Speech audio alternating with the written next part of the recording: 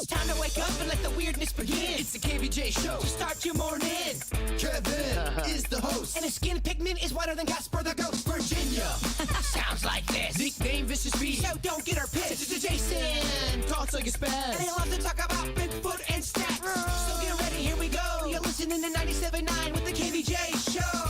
Yo, hello and welcome. It is another round of the KVJ Show. Good morning, Virginia. Good morning. How you doing today? Feeling good. Are you good? Okay. Yes. Great. I know you had a big day yesterday. So I did. wait to hear all about that. I know you had a lot of nerves here yesterday about going to a new gynecologist. First time in 25 years. Yeah. Had to, get up in the stirrups. It's not a very comfortable position. You got to climb up there kind of like getting on a horse? Yeah. It is. Okay. Back in the saddle again. Everyone's talking how you signed with the new gynecologist. It's the talk of the town. I heard people talking about it at the grocery store. You're a big sign. That was a big sign. Mm-hmm. How you doing today, Bird? Kevin, I am living in my prime. Okay. It's good to see a person in the prime, huh? It is. Okay. What's very that nice. feel like? Oh, it's well, first of all, it's a lie. Yeah, okay. Just what you tell yourself every day to kind of get there. Yeah. You become the man you tell yourself you are. If you say it enough, maybe you'll believe it. It's true. I'm just psycho enough to do that. You can lie to yourself all day. Yeah. There's a lot about that positive self-talk. Yes. It really is. It's kind of the voice that you repeat, even if you're lying to yourself. It is weird because I remember I was doing a bunch of, positive self-talk, and I put a bunch of positive self-messages in this hotel room I was staying at, and Virginia's seen it, and then it quickly turned into negative talk. She started making fun of it. I'm like, I kind of feel stupid. Let me take these down. She's right. I am dumb. There was about 42 sticky notes all over the walls, and I was like, okay, all right, this feels weird. Well, that's back when I tried to hide my life from Virginia. I just gave up. She's just too good. She is, man. She's like the Terminator. Yeah. She doesn't stop until the mission's complete. No, that's it. When she wants to sniff something out, she's going to get on top of it. And see, now he's an open book, and I'm like, I'm bored. Oh, you moved on. Good. Okay. Thank goodness. He figured out the secret. That's it. Just have a boring life. Virginia won't care. She never pries into my life. She knows there's nothing there. He Jedi mind tricked me. That's it. Yeah. Ah. There you go. Smart bird. You just got to have a very boring existence. Virginia won't care. That's all you got to do. Well, kids are still kind of getting back into the groove here with the new school year that is going on. I imagine the first week, and I do remember back in the day, it was kind of rough that first week, just kind of getting into the groove and waking up early again. And it's just terrible. I remember I used to be able to sleep till like 11 a.m. Gosh, wasn't that amazing? Oh, I loved it. When was the last time you slept past 10 or 11 a.m.? Oh, it's been a minute. It has to be 19, 20. Yeah, years, you mean? Yeah, no, the Or it was age. 1920 when you... The 18 of 19, or the age of 19. Okay, yeah, somewhere around there.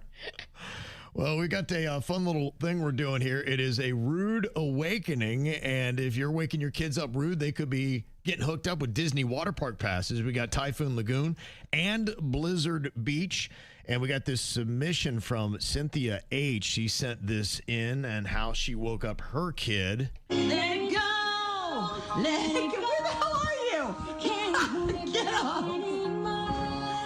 Let it go! Let it go! Come on, get up! It's freezing out! I don't care what they're going to say. Let the storm rage on. The cold never bothered me anyway. Dude, it's so freaking cold out. Get up! Get up, fool! Wow. That's a Broadway musical right there. That's a whole production she put on there with everything going on.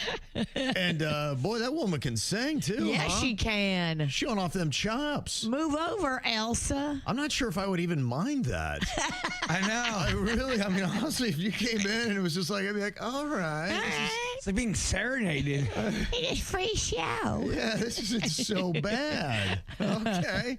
Well, because of that and a nice little tie-in, Disney is the theme here with the water park. Typhoon Lagoon, Blizzard Beach. I see what you did there. Yes. Disney's Frozen. She did. That's kind of what I think edged her into the final. Working the person or company paying for the tickets. Yes, right. Smart.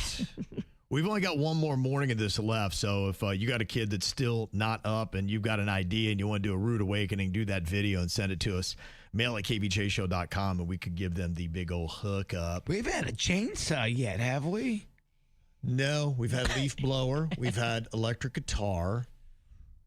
No, I don't believe we have had a chainsaw. You hear yet. that, Denny's? Chainsaw, baby Lachlan. What do you think? Not till he's 4.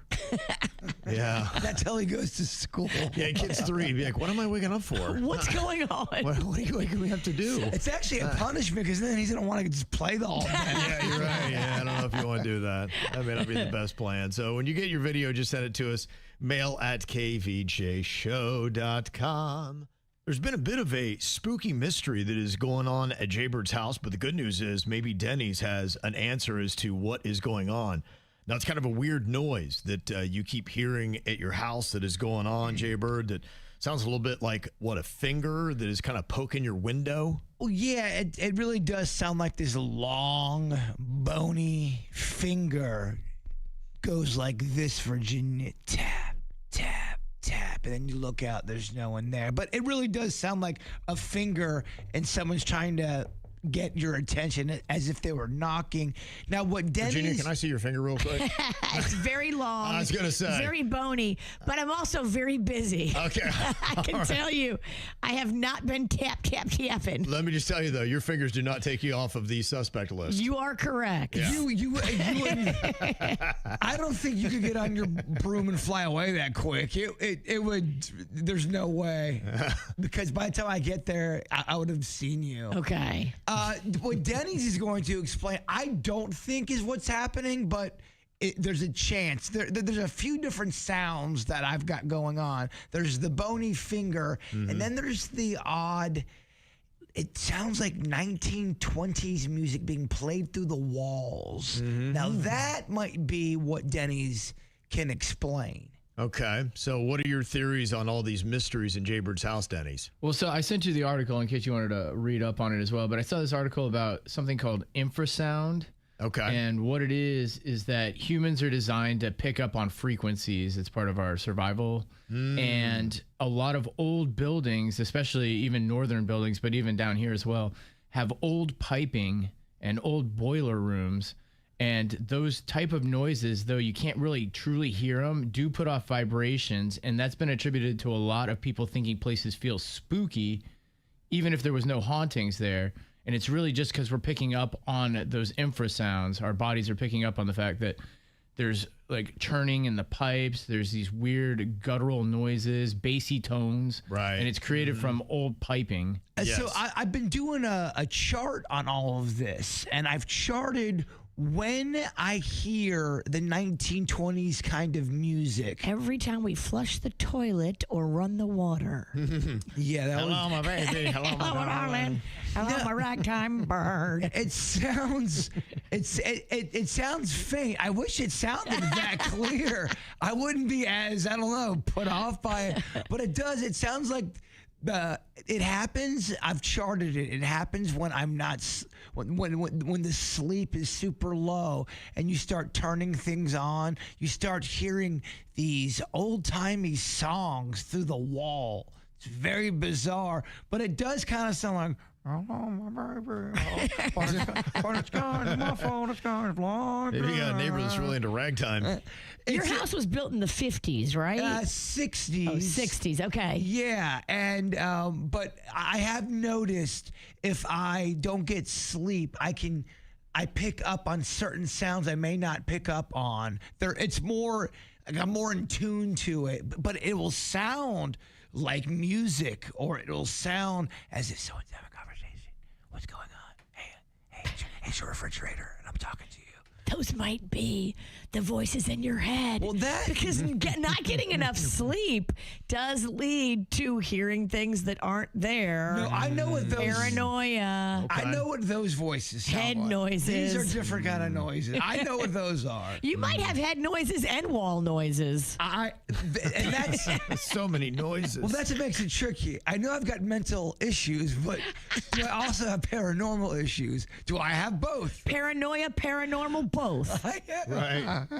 Could be. I mean, that would suck having both. I think you have both. Well, a lot of times they go hand in hand.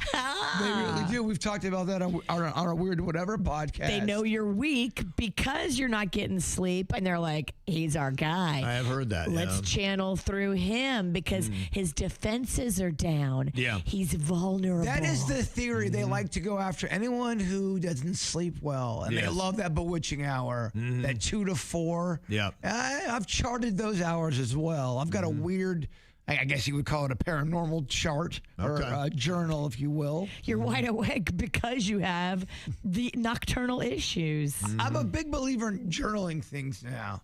You gotta get that thing, but do it on a notebook. Don't do it on your computer. Interesting. All right.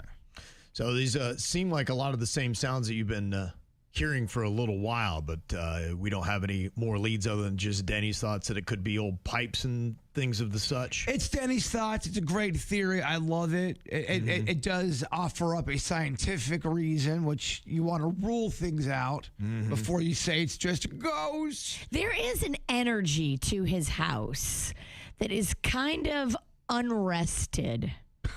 I was just there the other I night. mean, unrested. That, exactly. I Like wasn't in the gonna. foundation, I or wasn't what? gonna go in. I stayed in the car and I just let Rocco run him his cell phone because he left his cell phone in my car when I Yes. dropped him off. So I sent Rocco up to the door, and Panda's like, "Well, I'll go with him." And I'm like, "Ugh, now I look like a giant bee, so I have to go too." So I went. That's what we're all discussing, by the way. I including- knew it. No. They're probably, she's in the car. She thinks she's too good. I did not think that. So when you're in his house, there's just like it's a weird energy. It's like a kind of like a vortex. Have you seen the man? Low hum. Just something's there. Something's going on. There's an energy and a vibration that's not really normal. Okay. Perfect. Everything I've been working for and building towards. Yeah. I want this. I'm trying to get this on camera. I want to stir them up and kick them out. Yeah. Well, I think what the spirits do, from what I heard, is they like to have your life be a little unsettled and Yes, chaotic. So I would yes. say 1 for the ghost, 0 for the bird. Yeah, and you said yesterday you want us crazy, so you would want us these ghosts to stick Oh, around. no, I don't want that for you. No, I do not want the ghost sticking around. That's not the kind of crazy I need. You don't have to get possessed to be on this show. Did you see Kevin had to come in a priest outfit and do an exorcism? No, I swear I'm not possessed. There's no signs to show that I'm possessed. Do you have a plan or ever thought through what you would do if you had somebody intrude into your house in the middle of the night? Yeah, it's why I sleep right by a machete.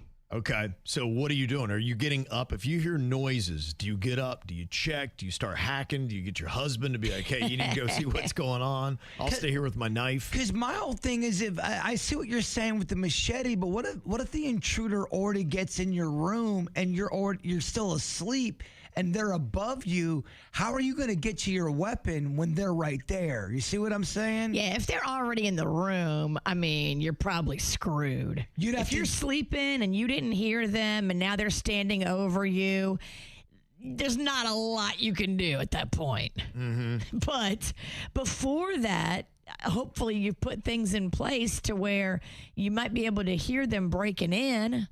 If I hear somebody, I have time to, first I'm going to call 911. Right, that seems like the right first play. Then I'm going to get the machete. Then I'm going to wake up Panda and tell him to go check.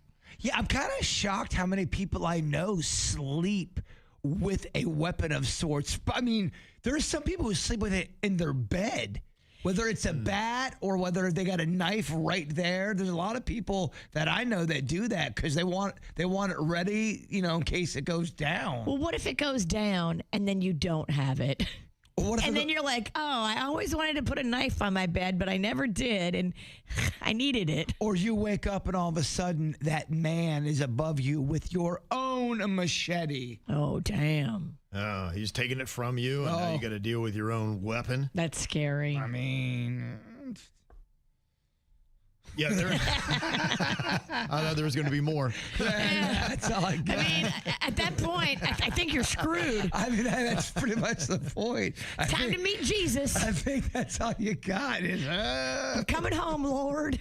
Well, the question is, you could handle it one or two different ways. Some people might go out to confront, but other people might just say, you know what, I'm going to just chill here and see what happens. If I don't have to get up and interact with whomever it is, because look, they're coming after valuables that might be in the house, things that are replaceable. You can't replace that human life. And so you get out there and you mix it up, then things might come out in a way that you don't like or didn't intend to. And then the cost is a lot more than just some of the valuables that you have in your house. Well, this is what happened to my buddy. He was asleep and was awoke by somebody in his house, and he saw one guy walk by the hallway. So where his door... Oh, damn. He saw a guy. Where his bed is at, he can see the hallway. So he saw a figure walk by. He thought there was at least two guys in there. So he didn't know what to do. He has no weapons. He's a really chill dude. And trusting. Any wife or kids? No, he lives alone. Gotcha. So he's in bed, and he said the instinct for him was just to stay still and act like he was sleeping. And he waited and waited, and he heard them leave the house. He heard a car take off, and that's when he finally got up and called the cops and did all that stuff. Yeah, in that moment, he made a decision to play possum, and that was the smart thing, obviously, for him. He got stuff stolen, but he didn't. The thing that scared him, first of all, he doesn't have security cameras, doesn't help. The neighbor didn't have a security camera, that didn't help. He was freaked out because he couldn't tell how many people were in the house. If it's one-on-one, you have a better shot. Unless they have a gun. Yeah, but you at least one-on-one. Now, if it's 4-on-1, you are really screwed. Right. You don't know what's going on. Even 2-on-1, I wouldn't take those odds. He made the right move by playing possum. My other buddy back in Lake Park when he was a little kid, and it was back in the day, Lake Park was going through a really bad crime wave, and a lot of break-ins, a lot of prowlers, and he was a little boy, and they were in his room, and he saw them, and he did the same thing. He played like he was sleeping. Same guy? No. Different guy. Different guy, but he did the same type of thing. He just played like he was sleeping, and they finally left. Dang. So is that the move? I mean, in the moment, it was the move. If they left and you're safe... My fear is if you live with a bunch of other people and they're in your room and then they go to another room and do something to your family member. You had a chance to maybe stop them or do something. If you live alone, it's just material possessions at that point. Right. You have kids or something. Yeah. I think you have to handle it differently, no? I think what I would do, and I think the best plan if you have a home intruder, is stay by the people you care about and defend them. Those are the most valuable things that you have. You call 911, you let them know that they're in the house and what's going on, try to give them as many details as possible, and then don't do anything. And honestly, my whole concept of this, because I always grew up, and you'd see, I remember my dad had like a stick or a bat or something like that by the bed. Now he's got 8 guns. So he's... Oh, he's gotten rid of a few? Yeah, he had to downsize a bit, yeah. He's only got 8 now. Yeah. And there was a story back in 2007 of a former Miami Hurricane. He wound up playing for the Washington Redskins. Guy was really good. His name was Sean Taylor. And he had a situation where he was, right here in South Florida, and he had a home intruder. They broke in, then they came back, and he was like you, Virginia, had a machete that was by his bed. And so he had his 18-month-old daughter and his girlfriend, Jackie Garcia. They were asleep, and he goes out, and then a guy comes bursting in from the outside, had a gun, and shot at Sean Taylor. Now, the whole thing, it's crazy. He just hit him in the thigh with a single bullet, but it severed his femoral artery, and he bled out and died because of just getting shot in the leg. And he had your plan. And this guy is a 24-year-old football player in the NFL. Now, he did have an injury at the time, but I mean, this is a guy that's very physically fit with a machete, better odds than you have.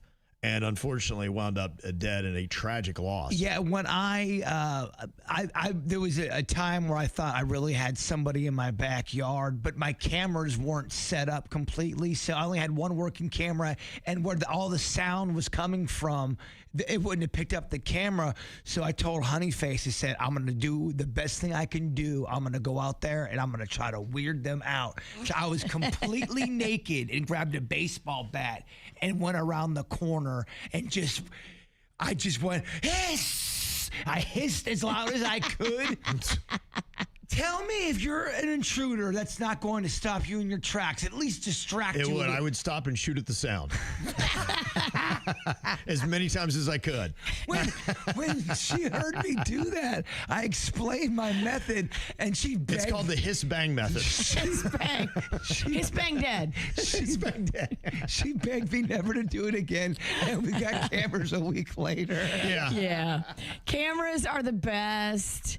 Alarm system is great. Right. I tell you what, though, nakedness with a hiss and a baseball bat at least gives you a fighting chance. It weirds him out for 2 seconds before he shoots you. I think it just scares him and he fires out. I wasn't going to shoot you, but then you hissed at me, and I was like, I got to take this guy out. Yeah. I'm hoping he drops the gun. I scare him. He'd have been fine, but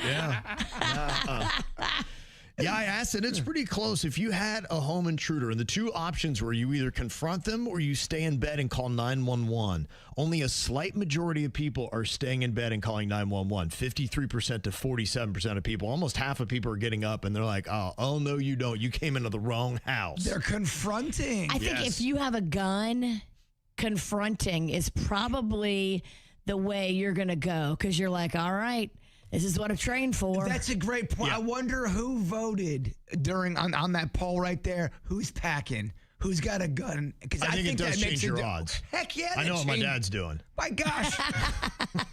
You hear what Your dad's like, all right, I'm putting this target practice to practical use. He's hoping there's 4 of them. Who's got a better shot? Your dad with the 8 guns or naked hissing Jbird with a bat? I'll take the odds with your dad.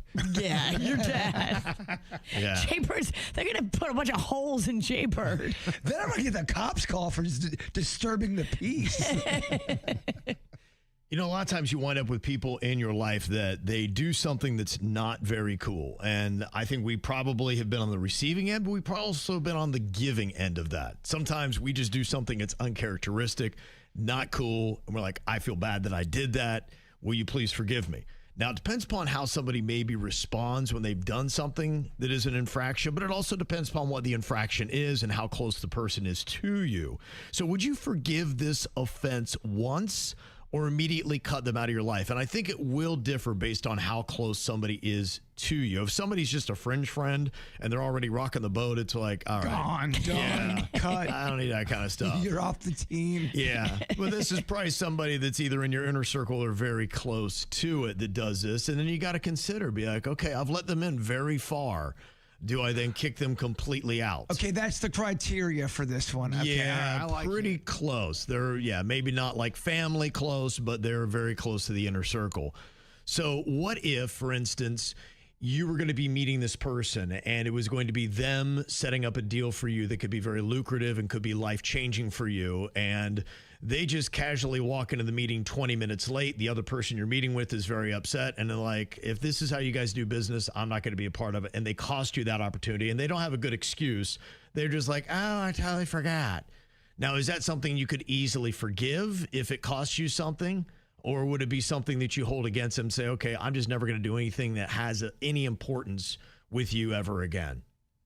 How would you respond if somebody had done something that cost you a big deal?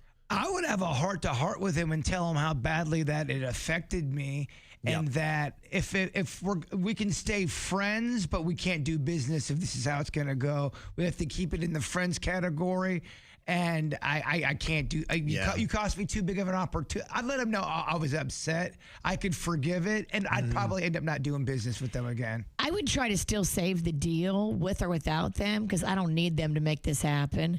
But I would explain to the person, look, this is not how I do things.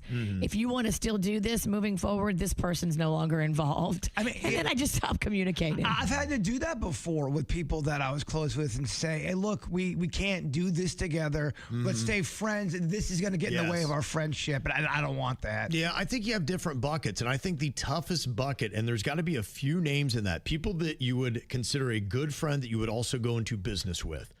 And that should be a very few people because that's a tough thing to do because a lot of times business rips apart friendships or vice versa. And so if somebody showed that they just don't have the kind of responsibility to be good at business, I would still be friends with them, but I would know this is the last time we try a business venture together. And that is a special relationship when you can stay friends and do business because everyone gets annoyed with each other, especially if you're doing business. So you have to have thick skin and you have to be able to forgive and move on quickly for it to work out. And that's not everybody. What if you're with somebody while they're drunk and they make a nasty and embarrassing insult about you in front of some mutual friends? How do you handle that? Is that somebody that you could easily forgive and will put yourself back in that situation again?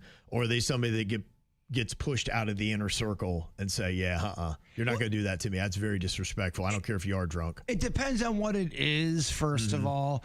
And I typically, on something like that, I would, again, have a heart-to-heart and say, look, man, you bothered me. You clowned me. I don't like that. Don't do that again. And if that's how we're going to be around each other, I can't vibe with you like that. But I would probably give somebody a second chance on that. Yeah, we forgive drunk actions because we know what those feel like. A lot of it, too, really does depend on how someone apologizes. You ever have somebody kind of do you wrong and their apology is just awful, or they do something wrong and they genuinely and sincerely mean the apology? I sometimes think that can level up a friendship if you genuinely have a sincere apology. It depends upon how they respond. If there's no response from them, they don't come back and apologize. I think it affects the relationship a bit. I think another bucket that I have too, it's people that they're cool and I can hang with them when they're not drinking. And I think you might go into that bucket because there's sometimes they become a mean drunk or just embarrassing or can't handle it or they fall off tractors, or something like that. You're just like, okay, I just can't be a part of that, right? They, to leave because they're playing Cardi B very loud. Yes, and you're just like, oh, I just couldn't do that. It's never loud enough when it's Cardi B. See, that's the kind of attitude you get. And you don't get an apology. You're going, you're just old. Yeah, that's fine. And you're stupid because you don't know good music. That's how it sounds, too. Yeah. I'm out. And I'm taking my banana daiquiri with me. What about this? Are you one and done if somebody unnecessarily drops a damaging secret on you that now puts you in a bad position? In a sense, they're just gossiping and you didn't want to know that. But now that you know, you're in a situation where if you don't act on it, then you look like a jerk if it was exposed that you knew and did nothing for it. But this person didn't have to tell you. They just had to gossip to somebody. How do you handle that situation? And how do you then rank that person? Do you feel like, man, they are a liability and they got loose lips? I will tell you that I typically distance myself from people that I know have loose lips. And if they're talking a gang of smack about somebody else, I know that they do the same about me. So I don't give them any personal information and I keep them at arm's length. Sometimes that's not true, though. I think sometimes people trust people around them and they vent. There's a difference between venting and gossiping. And I think venting is healthy. I think gossiping is damaging. And this is more of a gossip. Okay. And this is something that they unnecessarily dropped on you. They didn't have to say anything about it. They just want to do it. But now you're in a situation where it's like, now that I know this about this person, I'm going to have to go and say something and report them or whatever, because in good conscience, I can't hold on to this secret. I need more details on this. What do they do? It would have to be something really egregious. It could be cheating. It could be having inappropriate materials of some sort where it's like, this is something where I just have to step in because what they're doing is egregious. If they have something illegal, and I don't care who you are, and you're talking about, pictures and stuff stuff like that, yeah, I'm going and I'm sending you. That's a time I believe in being a rat. When if something's inappropriate or someone's being a creepster. Well, it's in a sense somebody brings you now into a situation, where it's like you're going to have to get involved where you maybe didn't want to get involved. Well, if the person that I'm talking to has got creepy pictures or I don't want to be friends with them anyway. So yeah, I'm turning them in. But now you're in a situation where you got to step up and now be like, all right, we got to get to the bottom of this. And you may have to deal with the person that supposedly has said material on phone, or the person who supposedly cheated, or is maybe embezzling money from a company. See, so some of those things I may not get involved in because they're not gonna really. That's fire I don't want with. When it comes to someone getting hurt or being a victim, I think you definitely step in. But if I find out Virginia's embezzling money from blah, I'm like, I didn't hear nothing. I don't know what's going on. I don't want that heat. Do you want to know, Virginia, if somebody tells you, I know you love gossip, but the gossip that you now received has put you in a situation where you're going to have to act maybe in a way that you didn't want to? No, first of all, I do not want that information. And it would be a very rare circumstance where I would be calling and ratting someone out and getting involved and inserting myself into somebody else's crimes. Yep. It would have to be something that really touches someone close to me for me to get involved. Yeah, egregious and awful and terrible. Yeah, it'd have to be pretty bad. Well, I think sometimes people may have a dark secret and they themselves don't want to get involved. So they tell someone else and be like, well, if they know, then now they've got to deal with it. So they're in the exact same situation as me. And you're like, thanks, I didn't want that. I will cut someone off so quick that brings this much drama to my life. I will not miss you. It happens to me and Denny's a lot. People will come, people we don't even know that well. They will come and drop like the biggest bombs and secrets, even about them and what they're going through. We're like, dog, I would not be talking about that. Right. And you may want to switch to O'Doul's because you've only had 2 beers and you're acting a fool right now. A lot of people should, no doubt. I've cut people off for way less than that. Yeah. Don't bring me into your weird drama, dog. We're done here. If I don't know you like that, I don't want to know. It is a much different world than when I got involved in trading baseball cards when I was a little kid. It's a lot more lucrative today. I can't even believe it. Back when I was a kid, you'd buy, these packs of cards. They weren't much. You could get them for coins. Didn't you need dollars back then? And now you go into a toy trading card store, which I went into not too long ago with my son Cannon, who's into this stuff. I could not even believe some of the prices. The newer cards, they had a box of a whole bunch of different packs in them, and the kids now will make videos of them unboxing the cards and going through the stack and then seeing what they get in real time, and kids just love watching that. But the one box that I saw, I think, was $2,500. Yeah. Like, are you serious? Like, what is going on here? It was crazy. And the way they do these cards now is totally different. And the value of some of these cards is absolutely insane. In fact, they say a one-of-a-kind Shohei Ohtani Topps Chrome baseball card. He plays for the Los Angeles Dodgers, maybe the biggest name in all baseball right now, Virginia. There was somebody who got a pack of cards at the Boca Sports Cards in the Sandalwood Plaza Shopping Center along State Route 7 in Boca Raton. The card, when he opened it up, said, oh, my goodness. Now, what makes this card so rare is it's got Ohtani's signature, I guess maybe a real one. It's in 2 languages because he's Japanese, and it's got patches from his 24 and 25 MVP seasons. The value of that card, any guess? How much are we looking at? Just take a stab at it, Virginia. 20 grand. 20 grand. What do you think, Bird? 400,000. 11 million. What? Now, keep in mind, that's what it is going for now. And these things do fluctuate. Sell. I think the guy did. Good. I think he sold right away. I think that's a smart move because there was, back in the day in the 80s and early 90s, baseball cards and cards in general did have a heyday. But the difference that the old cards were worth a ton of money. Yes. It sounds like now it's flipped. The old, completely unfair because when I got into it, Virginia, the old cards were valuable. So now I've got old cards and they're no value. Well, not the same. Some are. Not $11 million. Some are worth a lot of, but depending on what you have and what condition they are in, there are some old cards that are going for a lot of money. Well, and they say now like a pack of cards, the kind of going range is anywhere from $7. That's the cheapest end of a pack of baseball cards you can get, and it goes up to like $500, or you can get the box like I was telling you. That's why that box, I think, had several of those $500 packs in it, and that's why it was $2,500. All those kind of cards, even the and you're right, some of the cards aren't even sports cards. You guys remember Garbage Pail Kid cards. Right. If you have Garbage Pail Kids back from the 80s and they're in mint condition, and you got your Series 1 and you haven't opened them up, you can get some serious money for those. Yeah, and you're right. It's not just the baseball. In fact, Post Malone, I guess, has the One Ring Magic the Gathering card. Yes.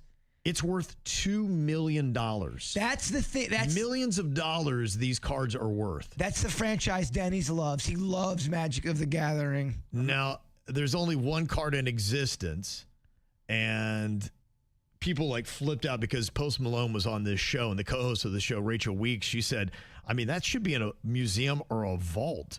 And like, well, what are you doing out here? In fact, one person's like, I don't even know if the show's insurance will handle it. But yeah, he, like the big baller he is, Post Malone brought out a $2 million card on this show. We're going to play the One Ring. It's here. It happened. Wait, that's not the One Ring. What a treat. This is one of the rings. Oh, it's one of the rings? One of the rings. I do have a cool version somewhere around here. Hey, thank you very much. Ah, Thank you. okay. Oh, my God. I think you should just play. Oh, it comes out? Wait, are you taking it out of the thing? You're taking it out of the thing? Where are the drinks? There are Put the drinks away. I'm taking it out of the obnoxious big block. It would ruin good. Remember earlier when we literally spilled It my God. still slaps.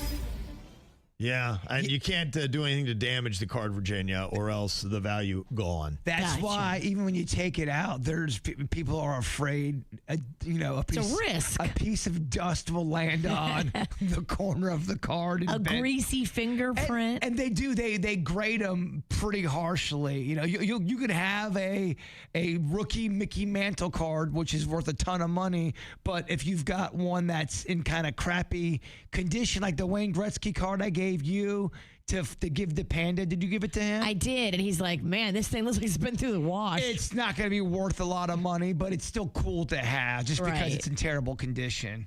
Just crazy, though, isn't it? These cards can be worth that kind of money. Imagine that you open up a pack of cards and staring you in the face is an $11 million baseball card. The flex now, too, is to, when you get that card, get it in a protective plastic sealant and then put it over and wear it like a necklace. Oh, okay. You connect it and then Cool. you wear it I on know my out. new crime.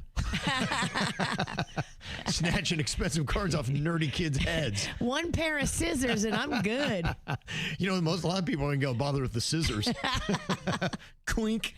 Take that with me. Thank you very much. It's the KVJ Dirt of the Day. It's the KVJ Dirt of the Day. Virginia, take it away, because you know we need that Dirt of the Day. This Dirt of the Day is brought to you by my favorite closet people, closetsbydesign.com. The Tupac Shakur murder trial goes on, and it sounds like even on both sides of the whole gang war, nobody wants to talk. Suge Knight Still, huh? says he doesn't want to talk. Like they're not helping. And even though I think a lot of them think that Keefe D was involved, nobody wants to help put him in jail because they don't believe in the system. So they're just trying to mess up the system, and they go by the whole snitches get stitches mentality. No one's cooperating. Suge Knight, they had him like on a teleconference from jail. He didn't want to cooperate either. Yeah, that's kind of his thing, right? It's definitely his thing. And everybody is saying, look, we got to get this ghost writer. So the guy who helped Keefe D write his memoir is a guy by the name of Youssef Jah. And now they are going to get this guy in there and say, okay, what exactly did Keefe D tell you when you were writing this book? Because now Keefe D is saying, oh, no, the book was fictionalized. Youssef made a lot of that up. So now they got to get Youssef in there to figure out if, in fact, it was made up or if it really happened. I don't think Youssef is in any gang, so maybe he'll testify. Nobody else will, though. Everybody's like, nope, not helping. Yeah, that's kind of the tough thing about the situation, it being 30 years later, too, trying to get anything that's going to stick. A lot of the people are dead. Yeah. You know, like that Orlando kid, he's dead. Like, it's just a lot of them are dead. Yeah. Well, here's what Suge Knight was telling TMZ from prison, and he must get a lot of phone time because he's making podcasts and doing interviews. That's how he does his podcast, through a phone. Yeah, his phone privileges in prison are just, they seem like they're endless. How long are you allowed to stay on a payphone? Only 4 hours a day. Right. But the most important thing it is that they're not coming in to get the truth. Everybody knows he's an FBI informant. Everybody knows he's a rat. So why we got to act like he's going to tell the truth? Don't Keefe D and James. So hold on, I just want, you're saying that James McDonald, the guy who testified, said that he worked for Death Row Records, talked about what he saw that night. You're saying he did not work for you at all? No. Now, he might have been at the club hanging out trying to hustle people and not putting the guy down or nothing like that, but he's an informant. He didn't work for me. If he would work for me, he would have had a Death Row chain. He would have had a ring. You would have seen him in pictures around us hanging out. No. The other thing that seems to be coming out is the conversation about whether or not Diddy had anything to do with the murder of Tupac, and did he pay any money for it as well? Sean Puffy Combs was supposed to have given money to Zip Martin to give to Mr. Davis for payment of the Tupac murder.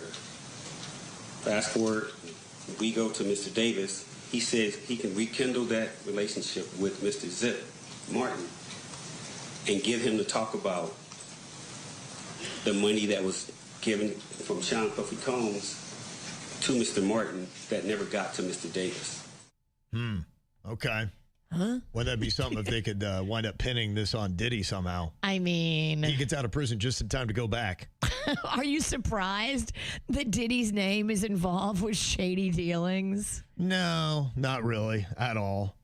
Something else that Suge said before his phone time ran out in prison was apparently after Tupac's death, they rolled up his ashes into a blunt and smoked it. So there you go. That's what you do. That's what you do with true friends. Is that real, or is that just folklore? And would you do that with me? That's what Suge Knight says. So verbal commitment right now in the air. You guys have to do that with me. I'm not smoking anybody's ashes. What if that's toxic? Yeah, that ain't happening. In 6 years, we have cancer. We're like, well, there you go. Not to mention, I got them BALs and bitch-ass lungs. So yeah, I ain't smoking nothing. Kevin's dead in 6 months. Definitely not a body. We'll make it an edible. Well, they vowed they would never go back to the UK, but Prince Harry and Meghan Markle are going back to the UK. Okay. After living in California for 6 years, I guess the couple has decided that they will be going back to the UK in just a matter of days with their children. Because America's annoyed with them. Yeah, I don't know what's going on. Now, the royal family has said, look, we're not doing the whole you get your royal privileges back and now you're a prince and a princess again. They're like, nope, ain't happening. So I don't know exactly where they're going to live and what the security will look like. And all the reasons why Harry said he had to leave, I think would still be a problem in the UK, right? Like the paparazzi are still going to chase you, and the palace still isn't going to provide free security for you. Oh, they're gonna pounce. I mean, it seems like the UK is annoyed with them. Then they thought they were going to take over the States, and the States was like, no, Nope. Yeah, this might play because remember the other day I'd heard that story where it's kind of been recommended to them that they just need to disappear for a while and go under the radar because every business project that they've taken on since they came in the last 6 years has been one big F. Yeah, for It them. has. There's nothing that has really landed, and a lot of people just don't really want to do business with them anymore. It sounds like their PR team is just yes people, and whatever they say, whatever idea Megan's got, they're like, okay, we're gonna run with it. If not, she's gonna bring out the claw. We gotta run with it. And they're not good ideas. Believe me, I have done a deep dive on her and her programming because I couldn't believe it. I was sleeping on the cringe factor on this, and it is cringy. Yeah, their best play seems to be probably going back and doing what Royals would do. Now, whether they can get back into the inner circle, I don't know. And I saw Harry was doing an interview on CNN, and he was talking a bit about it, how he didn't even really know why they gotten pushed out. In a sense, they had said some nasty things about his wife, and then it kind of got cold. But then he put a lot of it on the British press, and they asked him, they said, well, this is a Game of Thrones kind of thing. He said, well, I didn't really watch that. He said, but there are definitely dragons in this story. And he said, it's the British press. Oh, he watched Thrones. We don't believe you, Harry. So he knows all the characters. He's taunting them on that, which, they'll just be like going, okay, you thought you hated us before. He didn't watch Thrones, but he's dropping dragons. Get out of here. There is going to be a special on tonight. They're digging up a bit about his mom's death because we're coming up on the 30th anniversary of that. And it's called Celebrity Crime Scene Princess Diana. And they're looking more into that 97 car crash that took her life in Paris with Dodi Fayed. And they're going into that saying, okay, could this have been a hired hit? What could have gone on in this story that's going to be happening tonight? It airs on Fox, then streams next day on Hulu. It's going to be on at 8 p.m. tonight. Mohammed Al Fayed, the father of Dodi Fayed, claims that Prince Philip ordered the murders of Dodi and Diana because they approached Mohammed and told him that Diana was pregnant with Dodi's Muslim baby. So imagine King William would have a Muslim half-sibling. He would be the head of the church, and yet he would have a Muslim in his family. And if they truly believed that she was pregnant with Dodi Al-Fayed's son or daughter, this was not going to play well with the royal family. All the more reason to embalm that body as quickly as they did and put a rest to this. Okay. We're giving the motive on it. She was pregnant? I'm starting to get sick of some of these documentaries. They're so over the top, and most of them aren't based in fact. It's just a theory they've got. Well, they're using AI technology to recreate that fatal crash in the tunnel. We all know she and Dodi were like running from the paparazzi that were supposedly on mopeds, but who else was in the tunnel? They've got two mysterious cars that they claim caused the crash. Is this on Netflix? Netflix loves It's on Fox. Okay, I was going to say, because Netflix loves a conspiracy documentary. It's on Fox and then on Hulu. Hulu loves those as well. Look, I'll watch it. I want to see what this AI technology of the fatal crash from multiple different viewpoints looks like. I am curious. The thing about it is, even if they had great evidence, where are you going to try this case? You going to take it to England? Good luck. They're going to try it in France? I guess we're just going to try it in the court of public opinion. I can already see the AI part. They're going to have every little angle, and it's going to be AI version, and it's going to be things that could have been possible but didn't happen. I don't know, Virginia. I don't know either. But I will watch it because I've watched way worse programming. I have too. No, you're right. They get good ratings. That's why they keep making them. And that's what's going on in your dirt. I was on social media yesterday checking out Nextdoor. Somebody had posted up a video, and they said, oh, my gosh, look at these parrots. And they were on Okeechobee Military in that plaza that's right there by the Dunkin' Donuts, if you know that location. And there was like one, then all of a sudden you see two, then three, then four, and then five, and then all these parrots go flying off together. And I'm like going, I know that parrot gang. They a lot of times will fly downtown. I'm on the West Palm Beach waterfront when my wife and I go walk Palm Beach. All the time I see them around E.R. Bradley's and the Meyer Amphitheater, and it's about 20 to 30 parrots Parrot gang? Yeah, and they fly. They can like darken out the sun. It's crazy how many are in this parrot gang. I'm like, and they travel just kind of in that area within like a 3-mile radius of downtown West Palm Beach. I'm like, I wonder if every town has their own parrot gang. Somebody probably let out a parrot and they started having babies. They got together. Who knows how many generations of these things they are. Parrots can live a super long time. I have, like something like 60 years, something like that. Parrots can live. It's so bizarre, man. About 3 or 4 days ago, there was about 14 parrots flying over my house, and they were beautiful looking, and they were green, and they were all kind of working and flying in the same formation. Yeah, right. And I kind of lost myself for a second. I'm like, this is beautiful. That might have been them. I don't know if there's other parrot gangs out there. I hope that they're not warring back and forth like the Crips and Bloods. I don't know how that goes down, but yeah, it's definitely a pirate gang, and they all just travel together and hang out. And I'd rather see them out there living free than in a cage. Well, that's cool. I mean, the thing that's interesting is you hear them because parrots are unique in their call, so it doesn't sound like anything else. You're like, is that a parrot? And then all of a sudden, there's like 20 of them, and they're all talking to each other. Hey, what's going on? You're like, oh my gosh! Imagine. Like 30 birds all doing that. All right, I'm glad you gave me the heads up because I would think I was going crazy if I heard a pack of parrots having a conversation in a tree and I couldn't see them. I'd be like, am I losing my mind? They're cool to watch, though.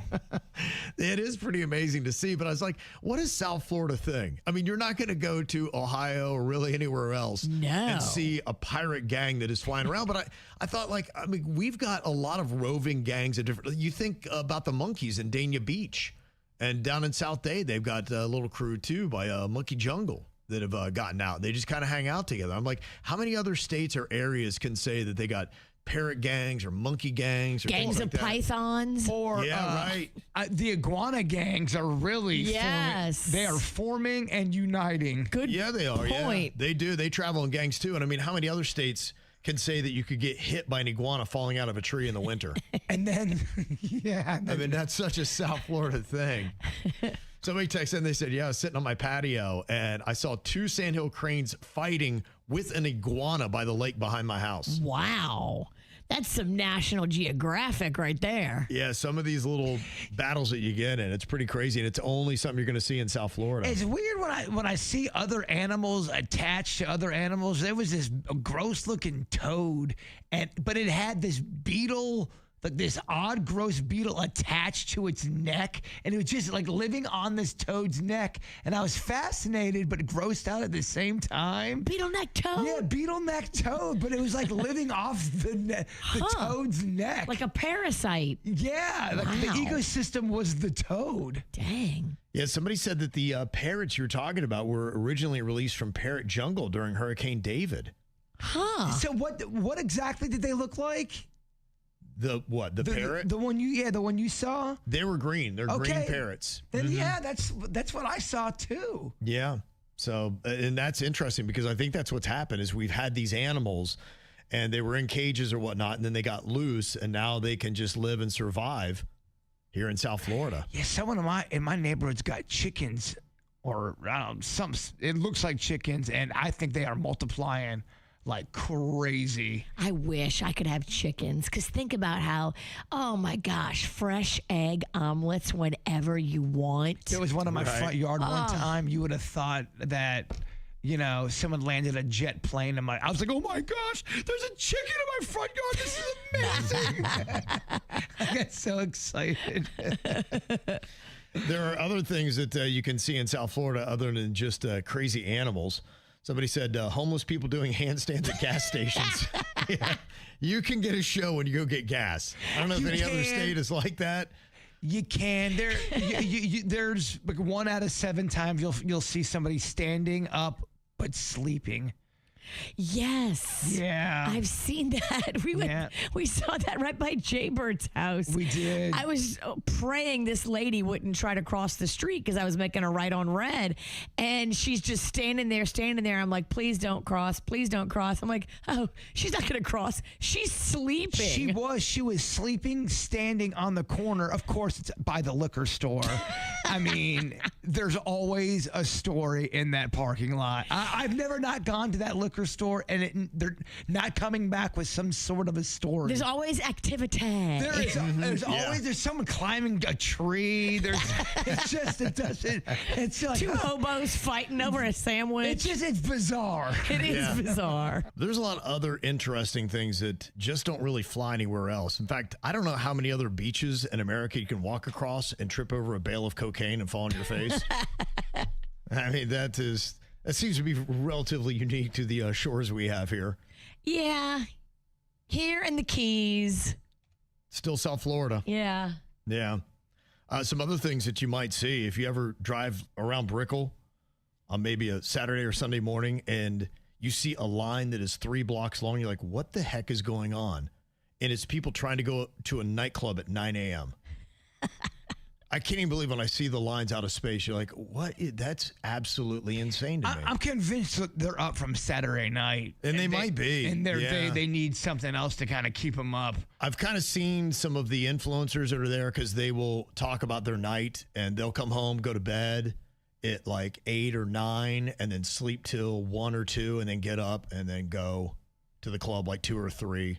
Well, they're doing the work. Influencing is hard. It really is. I'm just like, that's unbelievable.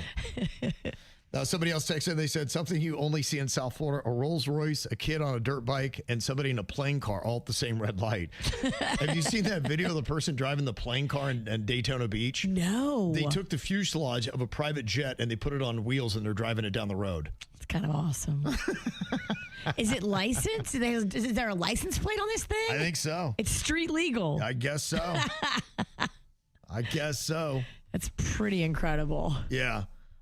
Somebody said somebody having a full-blown argument in Spanish, switching to English for a few swear words, and then finishing the argument in Spanish. Yes, that's pretty unique to South Florida as well. How about these sun showers? That to me was mind-boggling. When you're outside and it's perfectly sunny and all of a sudden you're getting drenched, you're like, what is going on? It is the most random thing. It's a weird phenomenon. Yeah. Have you ever had it where it's raining on the front of your house, but it's sunny on the back? Yes. And you're like, what is going on here, man? That's crazy. And I've never seen it, but I've heard that some of the attorneys in Key West actually will wear just shorts and flip-flops with a suit jacket. What, in court for their trial? I can see that being their thing and them taking pride in that. It's very Key West. Yes, that's what I thought. So I'm like, yeah, that definitely plays as well. Something tells me the judges there are probably a little looser, too. Don't try to come to the Palm Beach County Courthouse with that outfit on. Yeah. Judges will not play with you. Well, a lot of other people texted in as well. Other things you've seen. Somebody said somebody walking into a Publix carrying a tiny dog in a purse. That's happened a lot. In fact, boy, I see that. They rat those people out now like crazy. So many tiny dogs. And they're all in Boca. That is definitely a big offense. Yeah, back to the gas station thing. Somebody said, I saw a guy in a Speedo and a cowboy hat pumping gas yesterday. And there's some gas stations that give a little bit more. We are fortunate at the racetrack here on 45th Street because that's the gas station that keeps on giving. Yeah, it is. Yeah, it is. Well, some good stuff. Appreciate it. You can always get through to us, 877-979-WRMF, the KVJ Show. People fighting online, losing their minds. So we read the crazy crap they write and have a fun time. Well, get ready for this week's digital drama. Okay, well, what we got here today is Sharon all upset on social media. She is fed up. She lives on a golf course and is sick of her house getting pelted with random golf balls. After another ball smacks her house, she posts a warning that the next golfer who hits her property is going to regret it. Well, Brendan and Lyle, two golfers who play the course regularly, think Sharon is completely out of line. Then Buddy enters the argument, and Buddy lives near the 9th hole, drinks heavily, and apparently uses the course for activities that have absolutely nothing to do with golf. I feel like they all are from Texas too. Like they all have a really thick Southern accent. So is that the narrative? I think that's what we should all try to bring. This feels like a Texas golf course. Look, I like when we get into character. I do too. Okay, all right. Better bring it. Then we're gonna vote who did the worst. No, man, come on, shoot them. Come on, same team, damn it, America. Okay, well, I'll play the role of Sharon here. We'll have Virginia playing the role of Lyle. I'm always a dude. Jbird, you can be Buddy, and Denny's, you'll be Brendan here. Okay, well, here's what Sharon had to say. I've officially had enough. Another golf ball hit my house today and scared the living hell out of me. I have dents, cracked roof tiles, and marks all over my property because grown adults can't hit a golf ball straight. Next person who hits my house better not come looking for their ball because you're not going to get it back. And if I catch you doing it, we're going to have one big major problem with each other. Sharon, you bought a house on a golf course. Golf balls are occasionally going to hit your property. What did you think was going to happen? Country Denny's. Get a country Denny's. If you don't want golf balls near your house, don't live next to people hitting golf balls. Wow, you sound real stupid. Exactly. And you don't get to steal someone's golf ball because it landed in your yard. You sound like the kind of person who moves next to an airport and complains about airplanes. I hope you get pelted with balls every day and then eggs thrown at your house every Halloween. Here comes a buddy. Speaking of balls, I live right by the 9th hole, and I love it. Sometimes I get hammered, wander onto the course after dark, and make sweet love under the stars.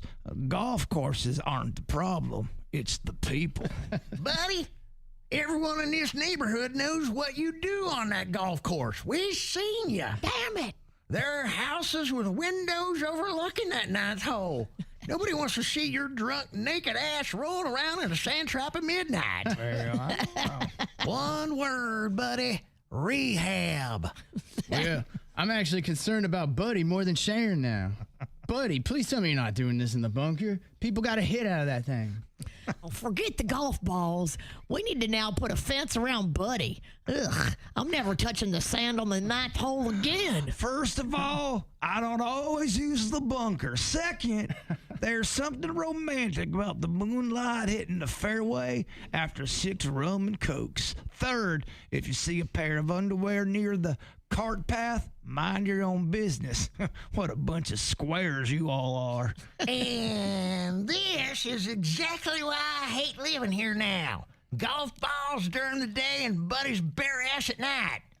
It's always the men who ruin it. What does that mean? The male species belong in a damn zoo. Don't blame all men. Not for Buddy.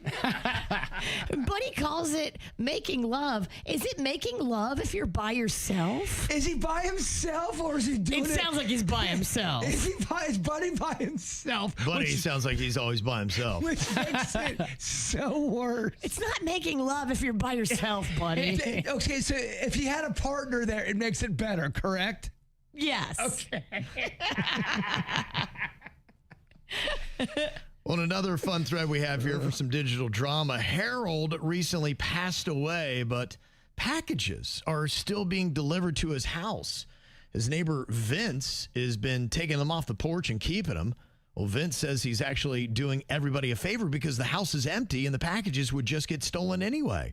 Harold's daughter, Gina, finds out and absolutely loses it. Vince's wife, Sheila, she then jumps in to defend him, but another neighbor named Mitch claims Vince was taking Harold's packages before Harold even died. Whoa. I feel like Harold's house is in Brooklyn. And I also feel, I felt like Vince was Australian. Well, wait, we got to pick. All right, let's go to New York. I think we're all together. Okay, all right. Are we in Brooklyn or are we in Australia? Kevin, you decide. You're in charge. I guess we'll go Brooklyn. Okay, let's all do right, that. Brooklyn, that's it, right? I don't hate it. Okay, I'll play the role of Gina. We'll have Virginia playing the role of Sheila. Bird can be Vince. And Denny's, you'll be Mitch. All right, here's what Gina has to say. Vince, you're a disgusting thief. My father's been dead for 3 weeks, and you've been treating his front porch like your own personal Amazon warehouse. These packages belong to my father's estate, and your family, I don't care if it's toilet paper or a $2,000 laptop. You don't get to take anything because you saw an empty house. Bring every single package back today, or I'm calling the police. Oh, please, Gina. Your dad's house has been sitting empty, and nobody in your family can be bothered to come check on it. Packages were piling up for days. I grabbed them so porch pirates wouldn't have half of this cheap stuff that was being left there. It was all junk anyway. Your subscription crap. Your dad forgot to obviously cancel. Sorry, I didn't organize a candlelight vigil around his monthly box of protein bars. Gina, stop calling my husband a thief. Vince checked on your father constantly when he was alive while you barely even came around, you hooker. Now suddenly you're the daughter of the year because there might be something valuable in his boxes.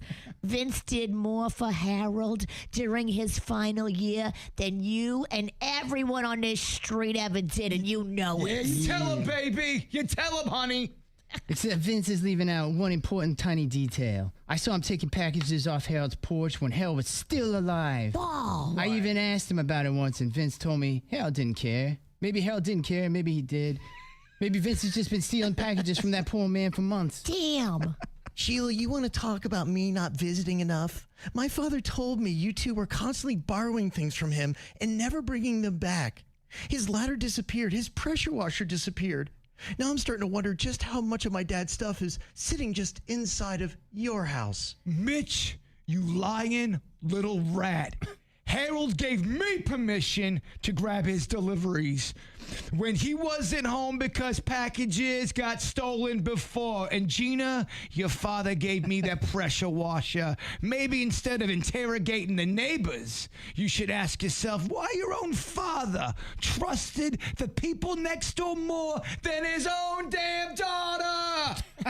Since everybody here wants their secrets out there, all right, let's do it. Gina, should we tell everyone why you and you's father weren't speaking for almost 6 months before he died?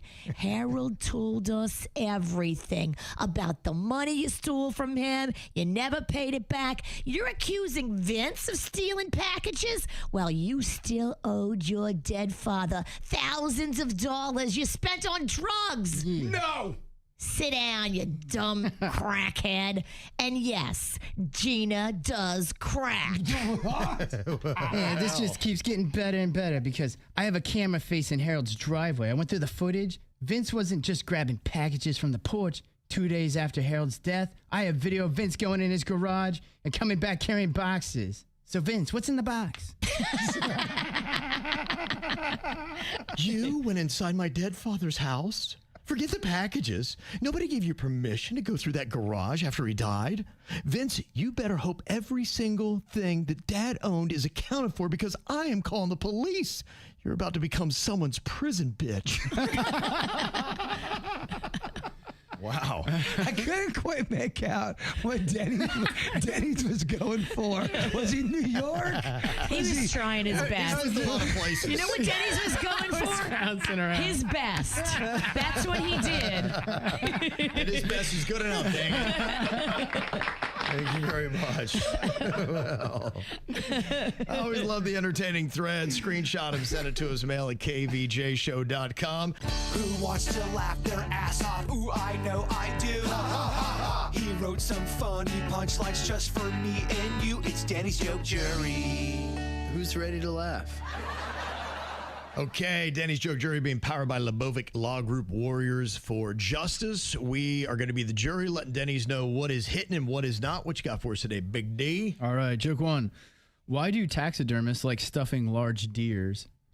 I don't know. Why do taxidermists like stacking large deals? What is it? What are they doing? What? Is this a tongue twister? Why do they like stuffing the large deers? Okay, there we go. Our large deer tripped on his tongue. Yeah, sorry about that. They like stuffing the large deers because that's where the big bucks are. Okay. Second joke. Why did Burger King open a kosher location? I don't know. Why did Burger King open up a kosher location? So you could have it Yahweh? There you go. Okay. I love that. It's good. It's more comedy with Judaism in here. Yes. Third joke. What did Obi-Wan Kenobi tell Luke after his marriage fell apart? I don't know. What did Obi-Wan Kenobi tell Luke after his marriage fell apart? May divorce be with you. That is a well-crafted joke. I knew Jbird would like the Star Wars joke. Good. Fourth joke. What type of thespian can bring it on stage, but they might sell all your stuff for drugs? I don't know. Which thespian does that? A meth head actor. Oh. Now that's smart comedy. And final joke. What kind of exam do you get from a proctologist on a Friday? I don't know. What kind of exam do you get on a Friday from a proctologist? Half-assed. Oh, okay. It's got on one, though. That's good. Quick in now, baby. Let's make it work. Thank you, Denny's. It's the KVJ Dirt of the Day. It's the KVJ Dirt of the Day. Virginia, take it away, because you know we need that Dirt of the Day. This Dirt of the Day is brought to you by my favorite closet people, closetsbydesign.com. Well, it sounds like the DEA is joining the investigation into Hayden Panettiere's death. It sounds like cops are now looking for something at Brian Hickerson's grandmother's home in Greenville, South Carolina. They went there and they were there for a minute and then they left. No word on what they found or what is going on, but I don't know. Her mother certainly had some choice words about Brian Hickerson, saying, look, we've been trying to get this guy away from her for years, and he was with her when she died. Okay. How do you feel about the mom in all of this, Virginia, Hayden's mom? I don't know enough, but I will tell you, like, it's an adult child, and an adult child who doesn't want you to be involved in their love life makes adult decisions, especially when you're Hayden. Hayden had money. Hayden, and with money comes freedom and choices, and nobody gets to tell you what to do. And I think Hayden probably made bad choices about being with this boyfriend, and he was bad for her. And everybody saw it in her life, including her marketing team and her parents. Well, Gayle King was not too thrilled about the statement that Hayden's mom had come out with, using quotes like, sadly lost her way.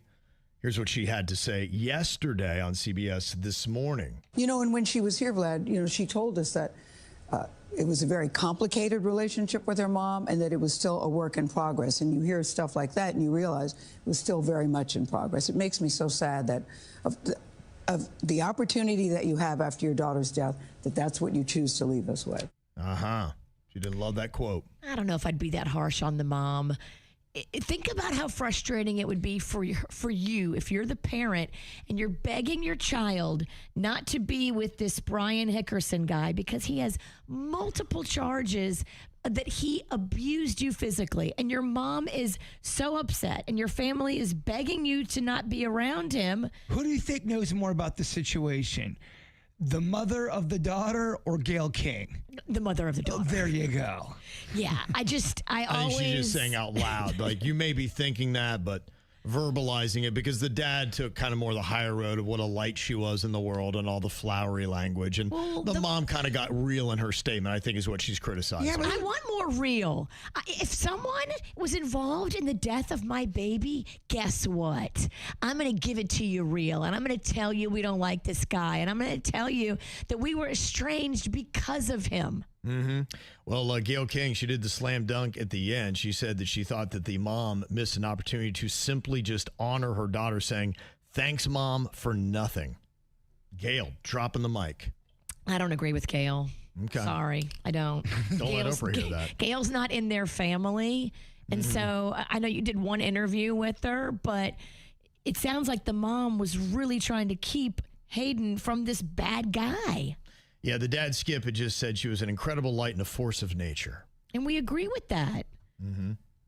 I don't know. It's just heartbreaking all around. It's a sad story. I'm really happy the DEA is there. I do think it's mysterious that this is the guy that abused her. And then when she's found dead, it's at his house. Like, no, we do need more looking into this. Well, you got DEA, you got local cops that were there yesterday, so they're definitely looking into this. In other news, I know you love the Sons of Anarchy, Jbird. How do you feel about this? Yeah.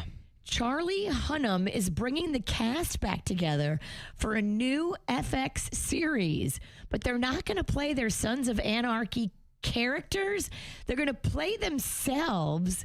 So it'll be the actors reuniting at a Sons of Anarchy fan convention more than a decade after the show ended. And while they're there, the cast gets caught up in a dangerous real-life threat, turning their reunion into a thriller series.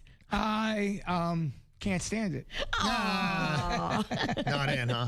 No, that's very corny and whack. You got to watch the series. If you watch the series, you'd feel differently. He calls it a love letter to Sons of Anarchy and says that it hasn't even started filming yet. I mean, look, I could be wrong and it could be awesome. And I just, the way it's being presented right now, it seems a little like, whoa, there's a banana peel. Don't slip on it. And Sons of Anarchy was hard, man. There's a few episodes I had to take a break from watching it because I was too soft.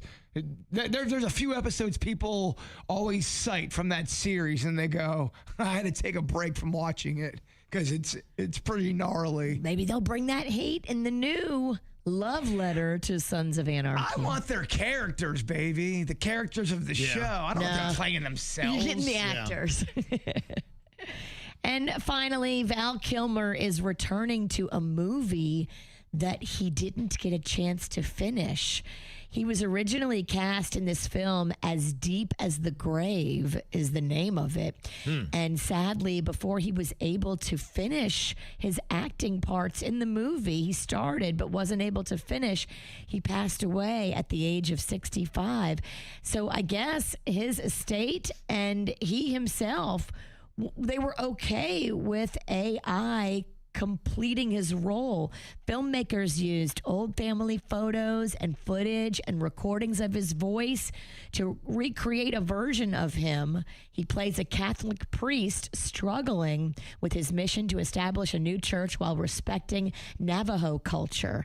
So he will be AI Val Kilmer in the movie. And so I was hoping they were going to go with Zombie Val. No. Be a lot better. They got old Val looking good on AI, man. They do, and the family signed off on it. Val signed off on it, so who are we to judge? No, see, I think that's different. I think if the person gives the rights and they're into it and they can make it look good and they go over it and say, creatively, I agree, I'm putting my name on that, that's different than just ripping something and making it AI slop and crap. Pretty much and all contracts now have to do with your image and your voice, and you got to sign one or the other or both away if you want that to be a part of the deal. Because what if, Val Kilmer was like, yeah, I want that would be cool if I'm gone and I can still make movies and my family can profit from them. Yeah, that's it. I'll sign that deal. His daughter will get money. The estate will get money, so I think that's why he did it. I got no issue with that. Okay. So we could actually technically have KVJ in 100 years? Dog, I'm banking on it. Okay. I complain about the Dirt of the Day a lot, but when I'm 98, I better hear that Dirt of the Day theme song. Yeah, we need baby Lachlan to be a trust fund baby. Okay. All of the kids need to do some work here. We already got Caitlin working for us for free. And that's what's going on in your dirt. Okay, what do you think? Do we have a makeup or a breakup here if you're ever on the brink of ending your relationship? Before you do, get the thoughts of the KVJ Show. Send it to us, mail at kvjshow.com.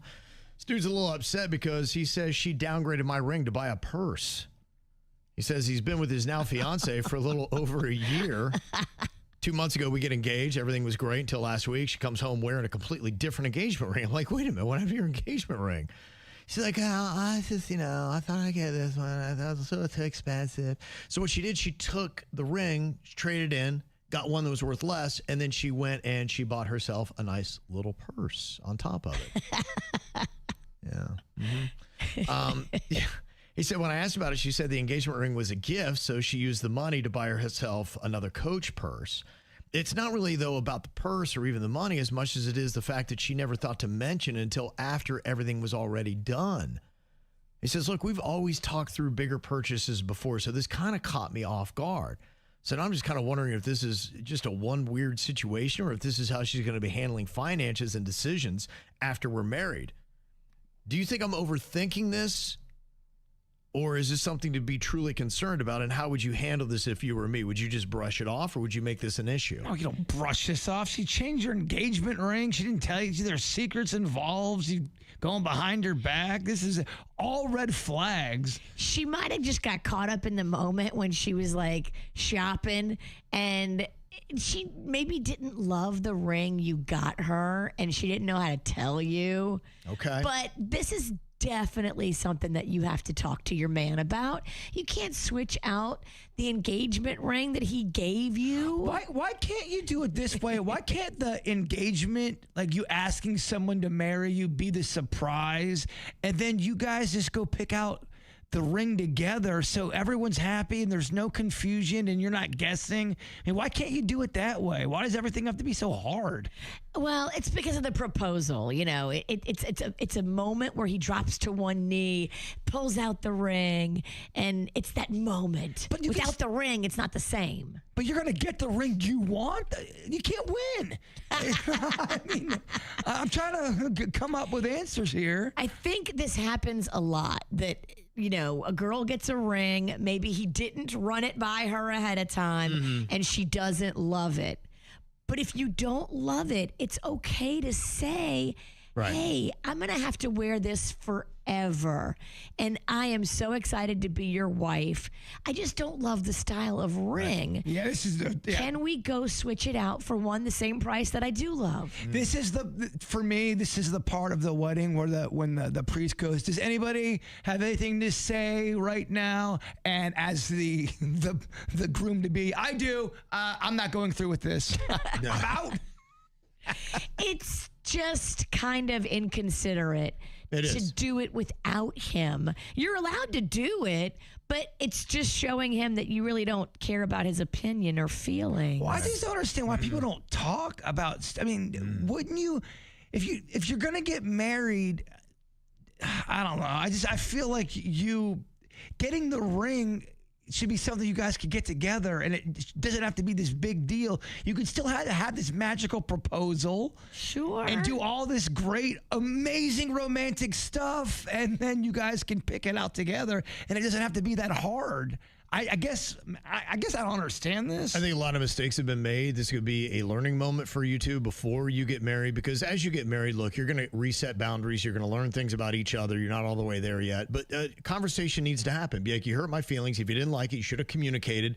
I don't want you to ever, when we're married, go out and do a situation like this again without talking to me first. I would be very upset, and that's going to be a problem in our marriage. There's a lot of things you can address and learn from this, and I hope that you would get through it if you truly love each other, but that's what you're going to get in your marriage, is you're going to have things where you may overstep boundaries, and you got to reset them, and you got to be clear about how you feel. And come from the place of, I feel. Yes. This is how I feel. Right. Not so much like, you did bad. No, this made me feel like my opinion didn't matter, and like you didn't love the ring I got you, and you never said anything, and it's all the things I don't want in a marriage. I want communication. Yep. I want a two-way street where we can talk about things. You just reminded me of somebody I know talking about the things they learned about marriage, and they go, you learn a lot about hatred. Oh, wow. Jeez. That's terrible. I know. I was like, I don't know if this is going to last. You married the wrong person if you've learned about hatred. Yeah, I was like, that's, I see trouble in the water coming soon. Big trouble. Well, that's why you got to communicate better, or it can evolve into that if you don't address these issues when they come up. Somebody else want to know if this is a makeup or breakup. They say, would you be with someone who didn't defend you? Says, my girlfriend has a best friend who has never liked me. She doesn't openly insult me, but every time we're together, she makes these snide little comments saying things like, oh, wow, you actually let him pick the restaurant. Or, you're much nicer when he's not around you. My girlfriend's always like, oh, she's just joking. That's just her sense of humor. But last weekend, she told my girlfriend, you could do much better, right? Oh, no. And that's when I was like, because I looked at my girlfriend and she's laughing it off. And I'm like, I'm just irate. I walked out. We had to have a conversation later. And I said, I'm just tired of it. It's just always something. She's just picking. And then you're not standing up to her. And that's what's making me mad. For her to say something like that and you're laughing when he says, you could do much better. And you're almost laughing in agreement. Said, I think the real problem isn't really the friend. It's that my girlfriend doesn't defend me. Would you be with somebody who didn't defend you to their friend? Hell no. Absolutely not. You defend the ones you love. And you should be able to tell when somebody's joking around and it's lighthearted fun and when it's over the line. And if it's over the line and someone's not defending me, and that's a friend or a partner, I'm going to be pissed off because I would defend them. I would go through a wall. If you're talking out of school and you're being a jerk, I believe in defending the people you care about when someone's acting a fool. And if she's giggling at her friend saying that, he's not good enough for you. And, that. Break up. Okay, that's telling you what both of them think of you privately. Do you want to be in a relationship with somebody who doesn't value you and thinks that they're dating down? And if you're the kind of person that says, oh, you're just being too sensitive, that means you're the a-hole in the relationship. Yeah, I would give her one last chance. I'd be like, you need to talk to your friend. You let her know that doesn't happen. If this happens one more time where she insults me and you don't happen to say anything about it, it's over. It's done. Final one. Y'all give too much grace. Ow!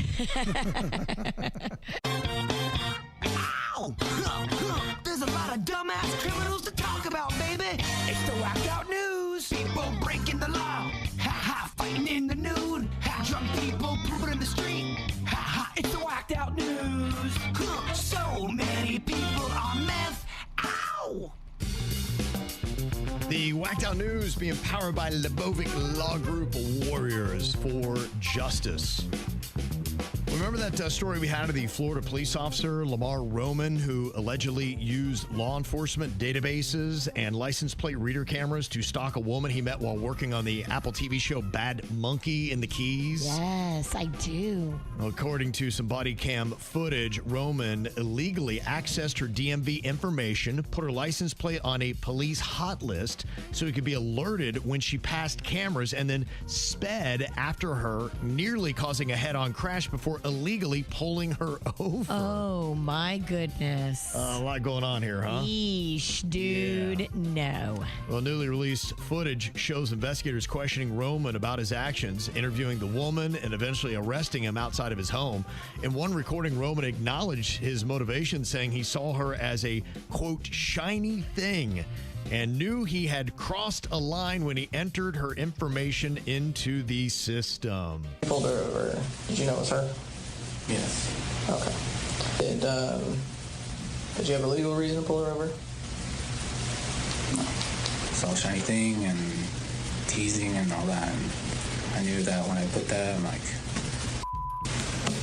and that's why I stopped. But it wasn't nothing else. New footage I obtained shows how Roman stalked a woman who he met on the set of Bad Monkey, which is an Apple TV Plus show, then illegally researched the woman on a DMV database, put her license plate on a police hot list that would notify him when she drove past an automatic license plate reader camera, nearly caused a head-on collision while speeding to track her down, and illegally pulled her over after stalking her.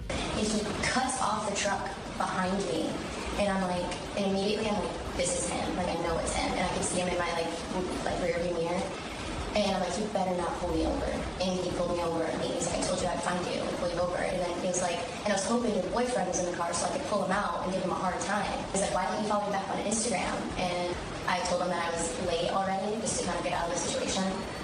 And I was like, I have to go, I was supposed to be there at 4, and can I go? And he was like, yeah. And he just kept kind of like looking around in my car, and I'm like, can I please go? And then he finally just like, yeah, let me go.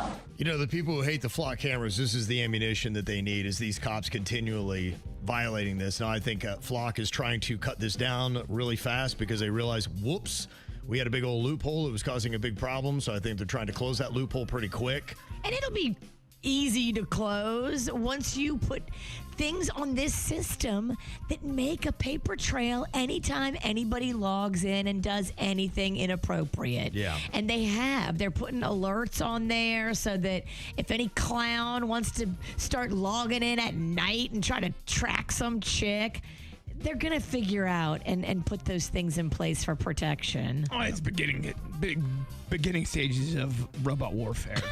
But the flock war is on, baby. Oh, it's here. So what do you get when you take a teenager and put them in a Maserati? The equation is equaled crash car. Are they in the passenger seat or the driver's seat? They driving, baby. Come on, man. Not good. This happened at the Aliro Apartments in North Miami Beach. A white Maserati speeds down a North Miami street before slamming into a cement wall outside the Aliro Apartments off Northeast 142nd Street and 18th Avenue. Moments later, two people run out of the car and run down the street. Surveillance video provided by CV Customs across the street shows the two running by their business.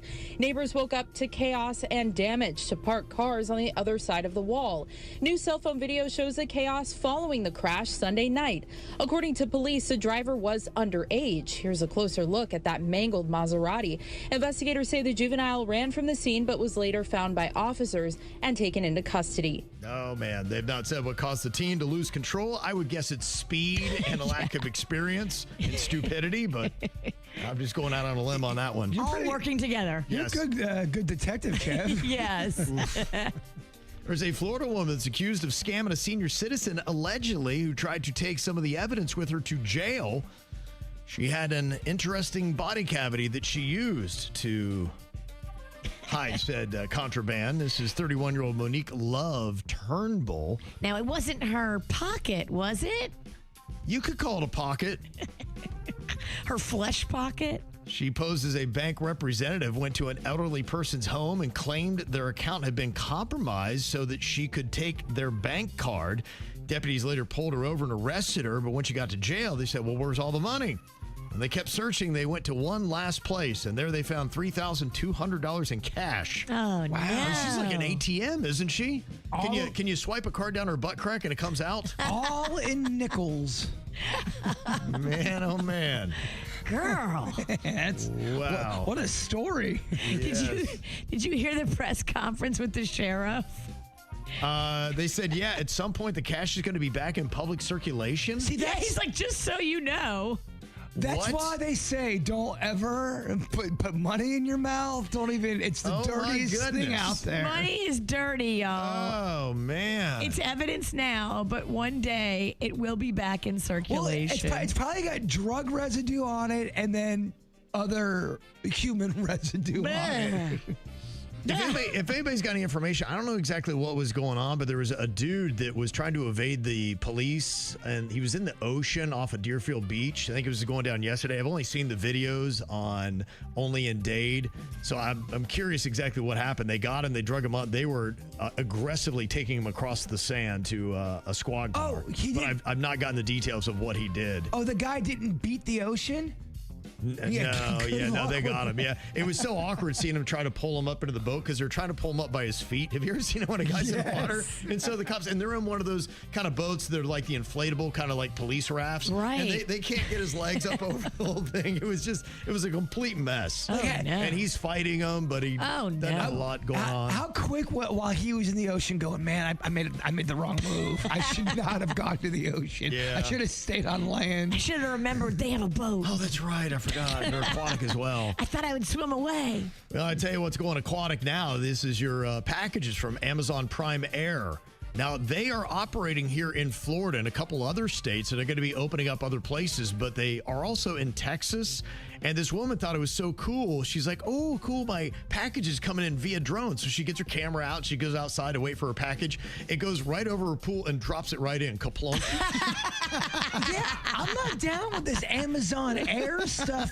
They can't even get it right when they're delivering it by hand. You don't think your stuff's going to be damaged by the dropping air? them everywhere now. Hopefully it wasn't like toilet paper and paper towels. I know, right?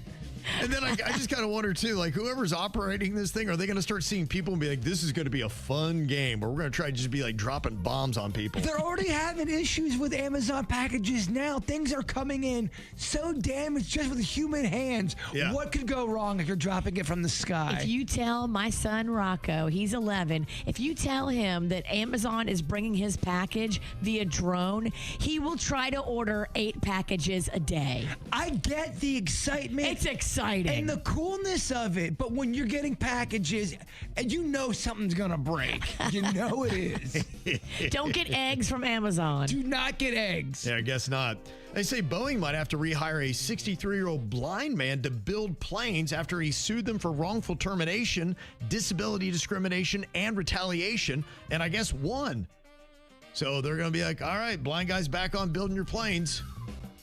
Can we put him on an office job? Can we have him? Can we put a sticker on the outside of his made planes? This plane was proudly built by a blind man. I think we should put him in clerical. Maybe, I don't know. Maybe he just can feel his way through it. I don't know. Customer service, maybe? I don't know what happened. I mean, look, it's amazing. People with outside have amazing abilities, so maybe he's able to prove that, yeah, he ain't got nothing on me. I can put your plane together. They say that happens sometimes when you lose, certain senses. You become excellent in other fields of senses. Yeah, that could be it. So I don't know what exactly won the case, but it went in his favor. Wow. Yeah, that's pretty crazy. They say a Stockton City Council candidate is facing felony charges after prosecutors say she listed a local dive bar as her home address. I get it. She didn't live in the district, but she wanted to make it look like it, so she just put down her favorite bar, and they're like, wait a minute.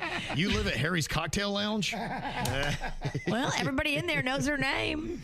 Yeah, I guess so. So there you go. What are you thinking about? What are you thinking about? What's on your mind? Are you thinking about? What are you thinking about?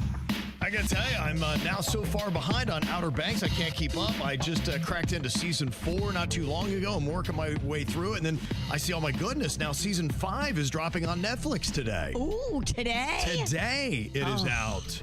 Good heavens. I'm going to have to watch it without Magnolia. We usually watch it together, but she's at college, and I got to watch it. Okay. Is 4 good? Am I still going to enjoy the ride? I've been watching it. It's okay. Is the ride getting a little bit more like...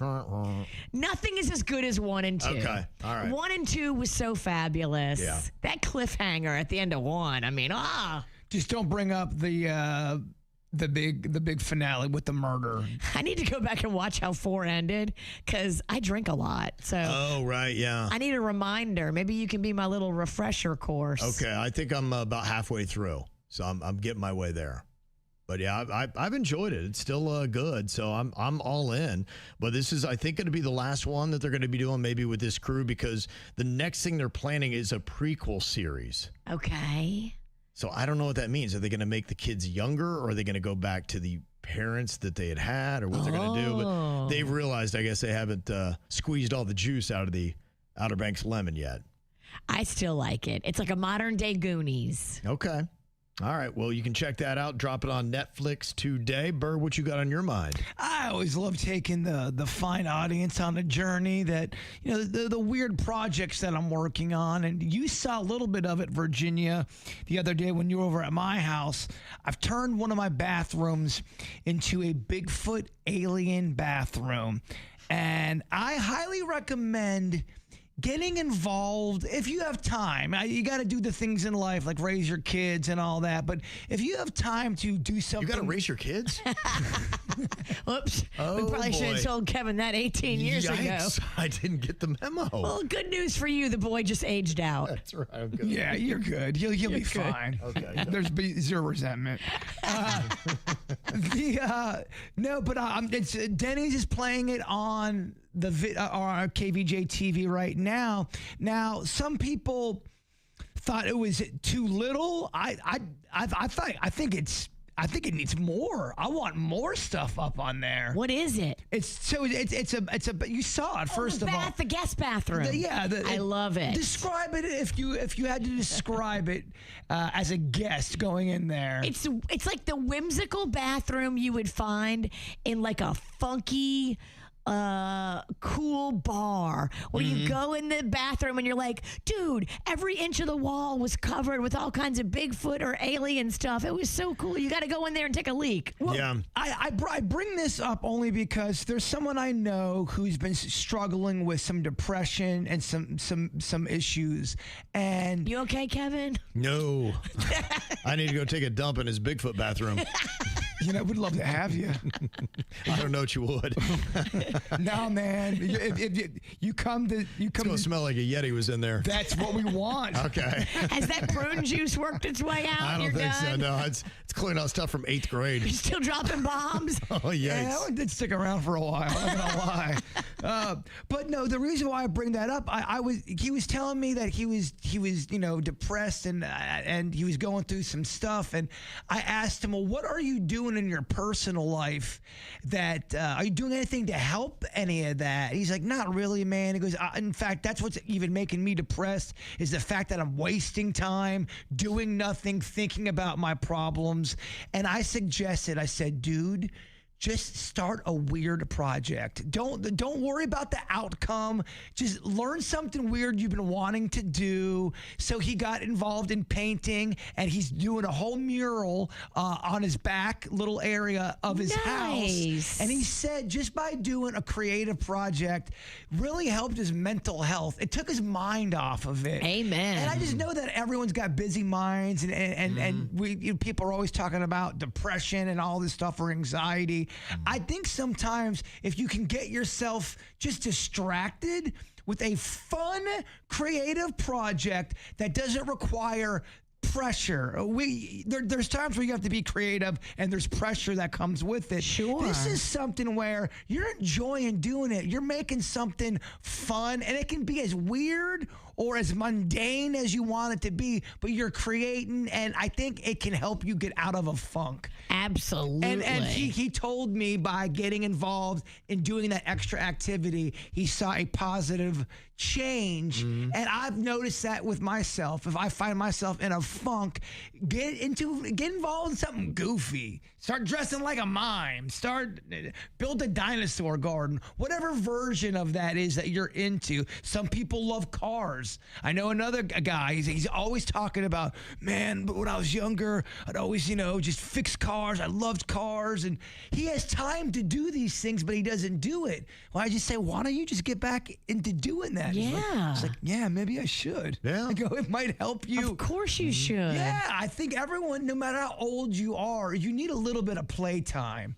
And I get everyone's schedule is different, and everyone's hobbies are different. But whatever makes you tick, get involved in that thing. It might just help you, and it might be that thing you need. And if you're sad and you're like kind of wallowing in self-pity, go do some charity work and go see how other people have it, who have it way worse than you. It will make you feel like, okay. Minimizes your problems. Minimizes your problems. And by helping them, you're putting good energy and karma out in the universe. That will help you feel better about yourself while you're helping other people. Now, keep in mind, if you do something positive and then you put it on social media, there's a good chance, usually like the first comment you read is hurtful and negative. That's okay. It's part of the game. Okay. Post and ghost. And a wise witch once told me, don't read the comments. I kind of agree with her now. Post and ghost. Yeah.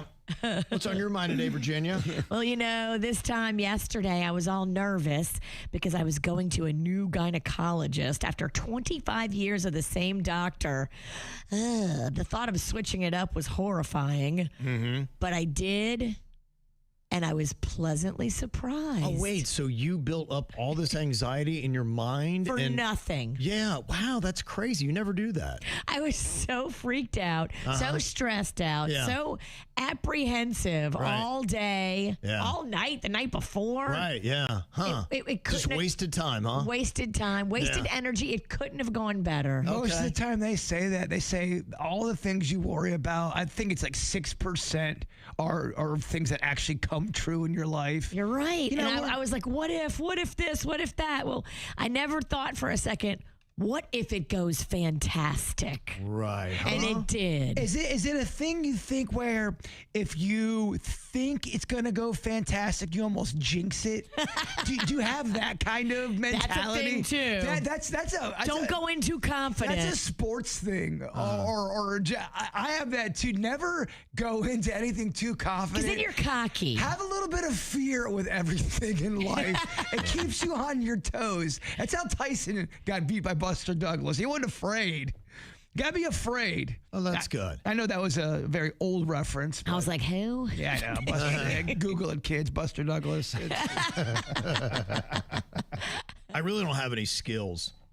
There's not much stuff I can do around my house, and I'm so thankful because I just bring people in to do it. I just realize that that's just not my thing. So when something goes down, I don't want to take the time to do it. I don't want to learn how to do it. I don't want the projects. I just want the free time. Like, you know what? I'd so much rather pay for somebody to come in and do something. A very scary, dangerous time is a early Saturday morning for a Jbird. There's energy, there's no show, right? And I'm looking to get into a project, and I'm on YouTube watching that annoying couple say, what are they doing to their yard? I got positive energy around 8 a.m., 7 a.m., and then I'll get involved in this project that looks so easy because this couple did it in 3 minutes on YouTube, and by like 12 p, I'm going, son of a biscuit. What have I done? I got to call somebody to help. I went too big. Right. Who can do this? I went too big. Who can build a tunnel in a residential house? Yeah. I know. I started working on this bar that I've been building, and I'm like, oh, I can do this by myself. And then I went to bed thinking, I can't do this by myself. I've broken it. I don't know what to do. Sometimes it works out, and then there's this sense of accomplishment. But there's times where I can feel the water coming into the boat, and I'm drowning, going, if I don't stop the bleeding right Down now, the ship. I'm going to hit a pipe or gas is going to leak. Now, sometimes it's not even a question of do you have the skill to do it? Do you have the stomach to do it? Because there are some projects you look at and be going, I'd really pay somebody else to do that. Like, what if, for instance, you dropped your house keys into a dirty toilet? Would you rather try to fish them out yourselves, or if you had $100, you'd pay somebody else to do it? It's a public dirty toilet. Yep. Keys are in there. You need them to get in your house. I'm going in. I think I'm going in. It's By not yourself. worth $100. Yeah, I think I'm going in. I'm going in. Really? Yeah. Wow. Dude, she acts like she's fancy, but she's a raging Cajun, and I grew up on the mean streets of Lake Park. I've gone in a toilet for sunglasses on an airplane with my urine in it. Dude, she twerks on porta potties. Yeah, you're right. Yeah. I can get some antibacterial on these mitts. I feel like I can MacGyver my keys out of the toilet somehow. And then wash your hands really good. And then forget about and it. And then keep it moving. Keep it moving. If you found a non-venomous snake in your house, are you doing it yourself, Virginia, or are you paying somebody to get it out of there? Oh, now this one is tricky because I just had a snake on our front porch and I lost my cool. And this one's inside your house. Inside the house, I think I got to call somebody. Okay, Bird. I'm trying to get it out of the house. I have a lot of totes, and I'm trying to tote and just getting it covered. I'm not waiting around for some snake to be slithering everywhere. With my luck, it'll get into some crevice, probably my butt, and then it's gonna end up burrowing. I want it out of my house. It ain't gonna be pretty. I'll end up destroying half of my house, getting it out. But you're doing it yourself. You're not paying. I am not waiting around for a snake. And we're sure it's not venomous. Like, how do I know it's not venomous? How do I know? It's black. You feel pretty confident. It's just a racer. No, I still think it's going to kill me. Okay. Erase your life. Yeah, my place is dark and dim. I won't see like that murder red, yellow line thingy they have on the back. I don't trust ChatGPT on convincing me that this snake's not going to kill me. Yeah, well, I'm taking a picture on ChatGPT. That's when it bites me. I'm calling Amy from Bush Wildlife, and I might start sobbing and do whatever I have to do to get her to come over to my house. I at least try to contain it. Okay. Now, what if some stranger vomits in your car? You're the only one left to clean it up. Are you doing it yourself, or are you paying somebody $100 to do it? I'm paying somebody $100 to do it. I'm making the stranger do it. First of all, why is this guy in my car? They flew in town. They're gone. They puked and ran. They yacked and bolted. All right, they're done. Yeah. They're never invited back. They're like, fine, that's all right. I don't like South Florida anyway.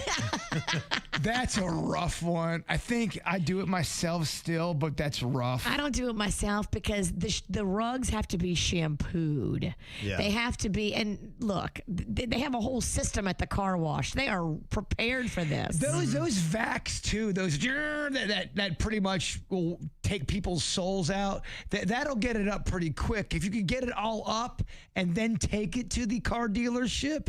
No, I'm not messing with it. Yeah, you're right. I'm not dry vacuuming something wet. You're right, $100, but then you have to tell the people at the car dealership what it is. But then you know what? I get my car detailed and I'm happy. Okay, are you going to do this yourself or pay? You have to clean out a refrigerator that lost power at the beginning of May that was chock full of hamburger. It's 3 months later. It's been in the heat. I'm paying. Is it my fridge or is it somebody else's? Yours. I'm paying. There's going to be maggots in there. And I'll give you an example because this happened to me when I left college. We had a whole bunch of ground beef in the fridge and the power went out in the dorm. And we came back 6 weeks later. Ooh. Let me tell you, we thought there was a dead body in our room. Were there maggots? It was rough, yep. Everything. Yeah, I would just pay a service to do that. I would call them and say, look, this is what went down. This is what you're dealing with. I still have that. Your nose has a memory. I can Yes. still smell that smell today. Yeah, that's worth $100 for me. I think I do it myself. Really? That's weird. Yeah, I would do that one myself. That's odd. It's my rotten meat. It's my fridge. $100. I'm gonna do it myself. Maggots galore. I'm paying. I think I'm paying on that one, man. Yeah. I'm gonna do that one. I'll do that one myself. That's weird because some of there's some crossover here I just don't agree with. Somebody else's vomit? No. Yeah, that's my maggot meat? Yes. Okay. And one more for you. In this scenario, you work at a really good restaurant. It's a job you don't want to lose, but you look out and in your section sits your ex and their parents, and it's your section. Now, do you go and wait on them yourself, or do you pay your buddy $100 because that's what they're demanding to run all the way over to your section just to wait on them? I pay my buddy $100. No. We have a do not contact in place. No. No, that's a no. There's too much history. What would you do, Bird? I'm giving him $500.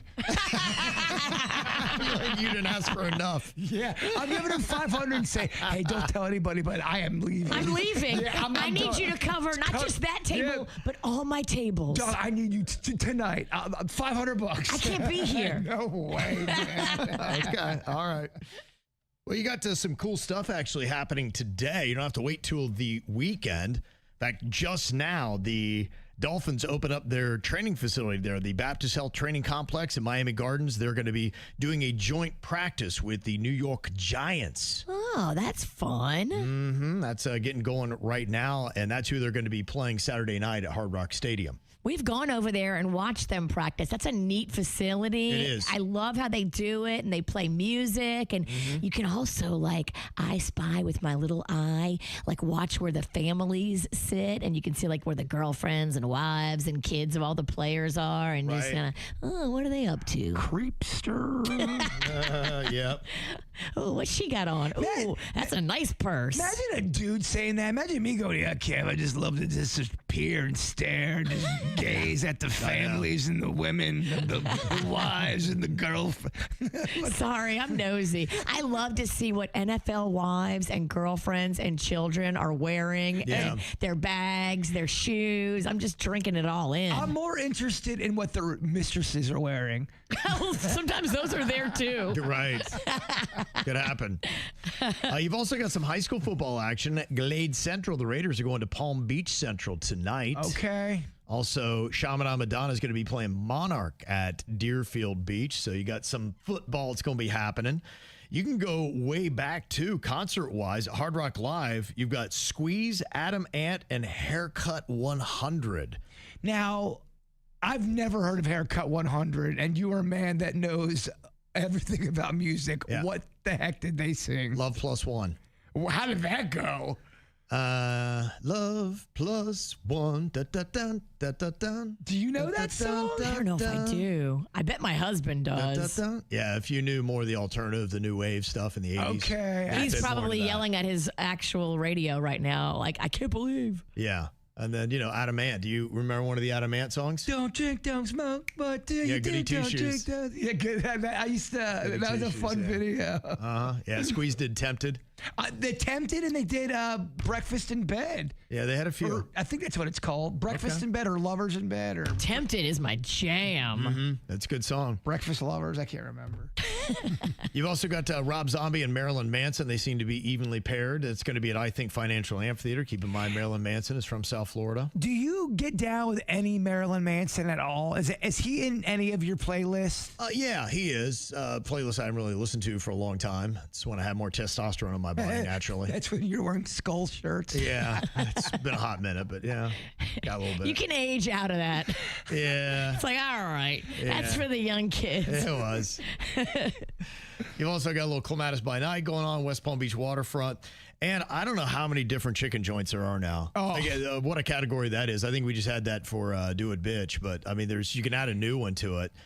Fuku Chicken is doing their grand opening today at City Place. You know, they said back in the 70s and early 80s there was the cocaine wars. Well, we're living in the chicken wars. Yeah, it's insane. I mean, I always talk about that place that is there in Pompano. They got that one strip, the chicken strip, and it's like 8 or 10 of those tight chicken joints just in one little thing. That would be so fun to do, stretch. the chicken crawl. It would be because you could rate which one, because clearly there's one that's the worst out of the 8. Clearly. Yeah. That would be fun. I like that idea. Me too. They're going to have giveaways, interactive experiences going from 11 a.m. to 10 p.m. tonight. They say the first 77 guests through the doors are going to get exclusive swag, followed by additional merchandise.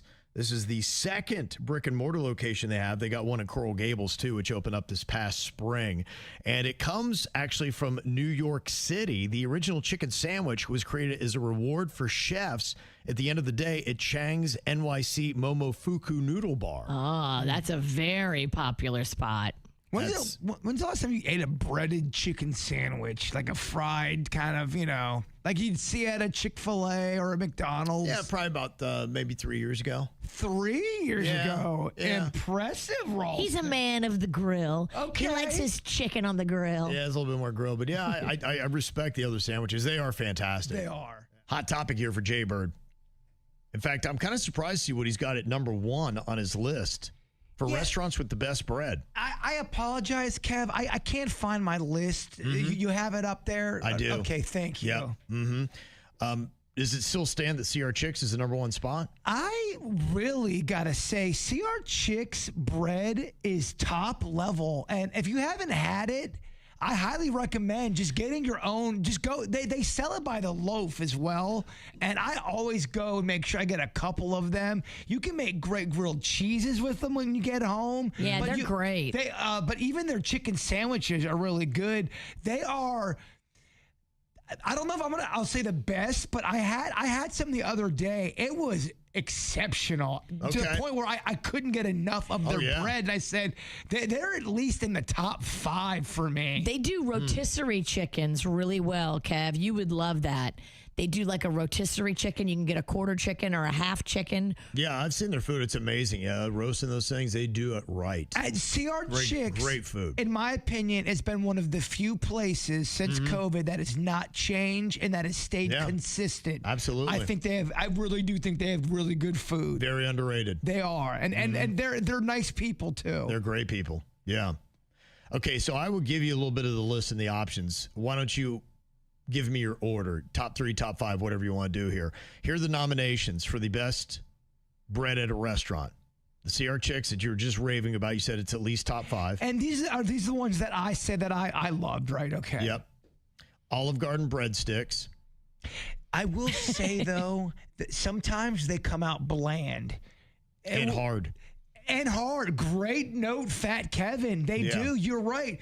So let's, for the sake of argument, it's the best batch with everything. Yeah. Okay. Yeah, but good note. Red Lobster Cheddar Bay biscuits. Oh, those are good. And the ones at the store that you can get do not compare to the ones at Red Lobster. Yeah, when you make them at home, out the box, they're not going to taste as good as when they make them at the Red Lobster. Never the same. Texas Roadhouse buttered rolls. Those can go down. I mean, you can honestly eat 16 of those and go, wait a minute, what did I just do? I haven't even got my meal yet. That's what they want. Yeah, they go down quick and easy. Much like yourself. Yeah. The Outback brown bread. Oh, and I debated on this. I go, do I love the bread or do I love their butter? Because I'm finding myself eating more butter than the bread. Like the bread is only this big. The bread's just the spoon to get the butter in your mouth. The bread is good, but I've noticed the butter chunk on the bread is always bigger than the bread. That's your new name, Butter Chunks. I don't hate that. Butter Chunks Pennington. I don't hate that. I'm secure with my weight right now. Cheesecake Factory. They have good bread. They sell it in the store. Again, not as good, but you can get Cheesecake Factory. When it's warm, again, with the butter, it's pretty damn good. Okay. Sonny's barbecue garlic bread. Oh, I love it. But then I was raised on it. I don't know if it's nostalgia, but man, you slather that thing up, you get that thing wet. Yeah. You get it wet with barbecue sauce, and you just you use that as a rag to clean your plate. Yeah. And then you let the good times pop. Look at this. Look how happy this boy is right now. You'd be so proud of Rocco. He, the other day, discovered Texas toast. Oh, for the first time. Yeah. He's been talking about it ever since. Well, it changes a child's life. It did. And then you'd had the hops honey butter croissants. Are there any hops left? The two hops I knew of, I think both gone. There was one in West Palm, one in Boca, and they're been gone for a long time too. Never cared for their menu, but loved that whatever bread they would serve. They had a great bread that was amazing, and it was they were known for it. That was like one of the first craft brewery experiences that I ever had. I was like, what is this? They're brewing the beer, and I can see it. Yeah. But that dessert thingy that they gave to everybody when you first got there, next level of the menu, I think it was more about the beer and that specialty item. I love the beer. Okay. Am I missing anything? Some people are saying the Carrabba's, they just love that oil that you drag the bread through. That's kind of the star. And they have those, the herbs that go in that. Herbs with seasoning and a little bit of balsamic drizzle in the oil. Oh, this is making me, do I say bread horny? Okay. Sorry. Can you keep your hands where we can see them? They're fine, I swear. If you were going to go with your top three, what would you make as the top three? I'm going to have to get back to you tomorrow, Kevin. This is too big of a question. Oh, wow. We got a cliffhanger here, huh? Sorry. I can't just flippantly answer this question. Okay. Well, we'll let KVJ TV answer it. If you jump onto YouTube right now, just look for the KVJ Show and let us know. I'm not saying I got it right. There's options out there, I'm sure, that I'm not even thinking of because I'm so in a bread frenzy. Okay. I'm in a bread frenzy. I don't know. I can't think straight. And you can't find your notes. All my glasses are broke. My last pair of glasses that really worked well were destroyed in my car accident. And it's just, oh, no. It's The fallout. The fallout. I got some weird rash from the brush of the accident on my leg. No. It's been a you got night. that poison But I have to get ready for my positive thought of the day. Sorry. Yeah. Well, here's the ordering that they have got. They're going, without a doubt, the Texas Roadhouse buttered rolls wins.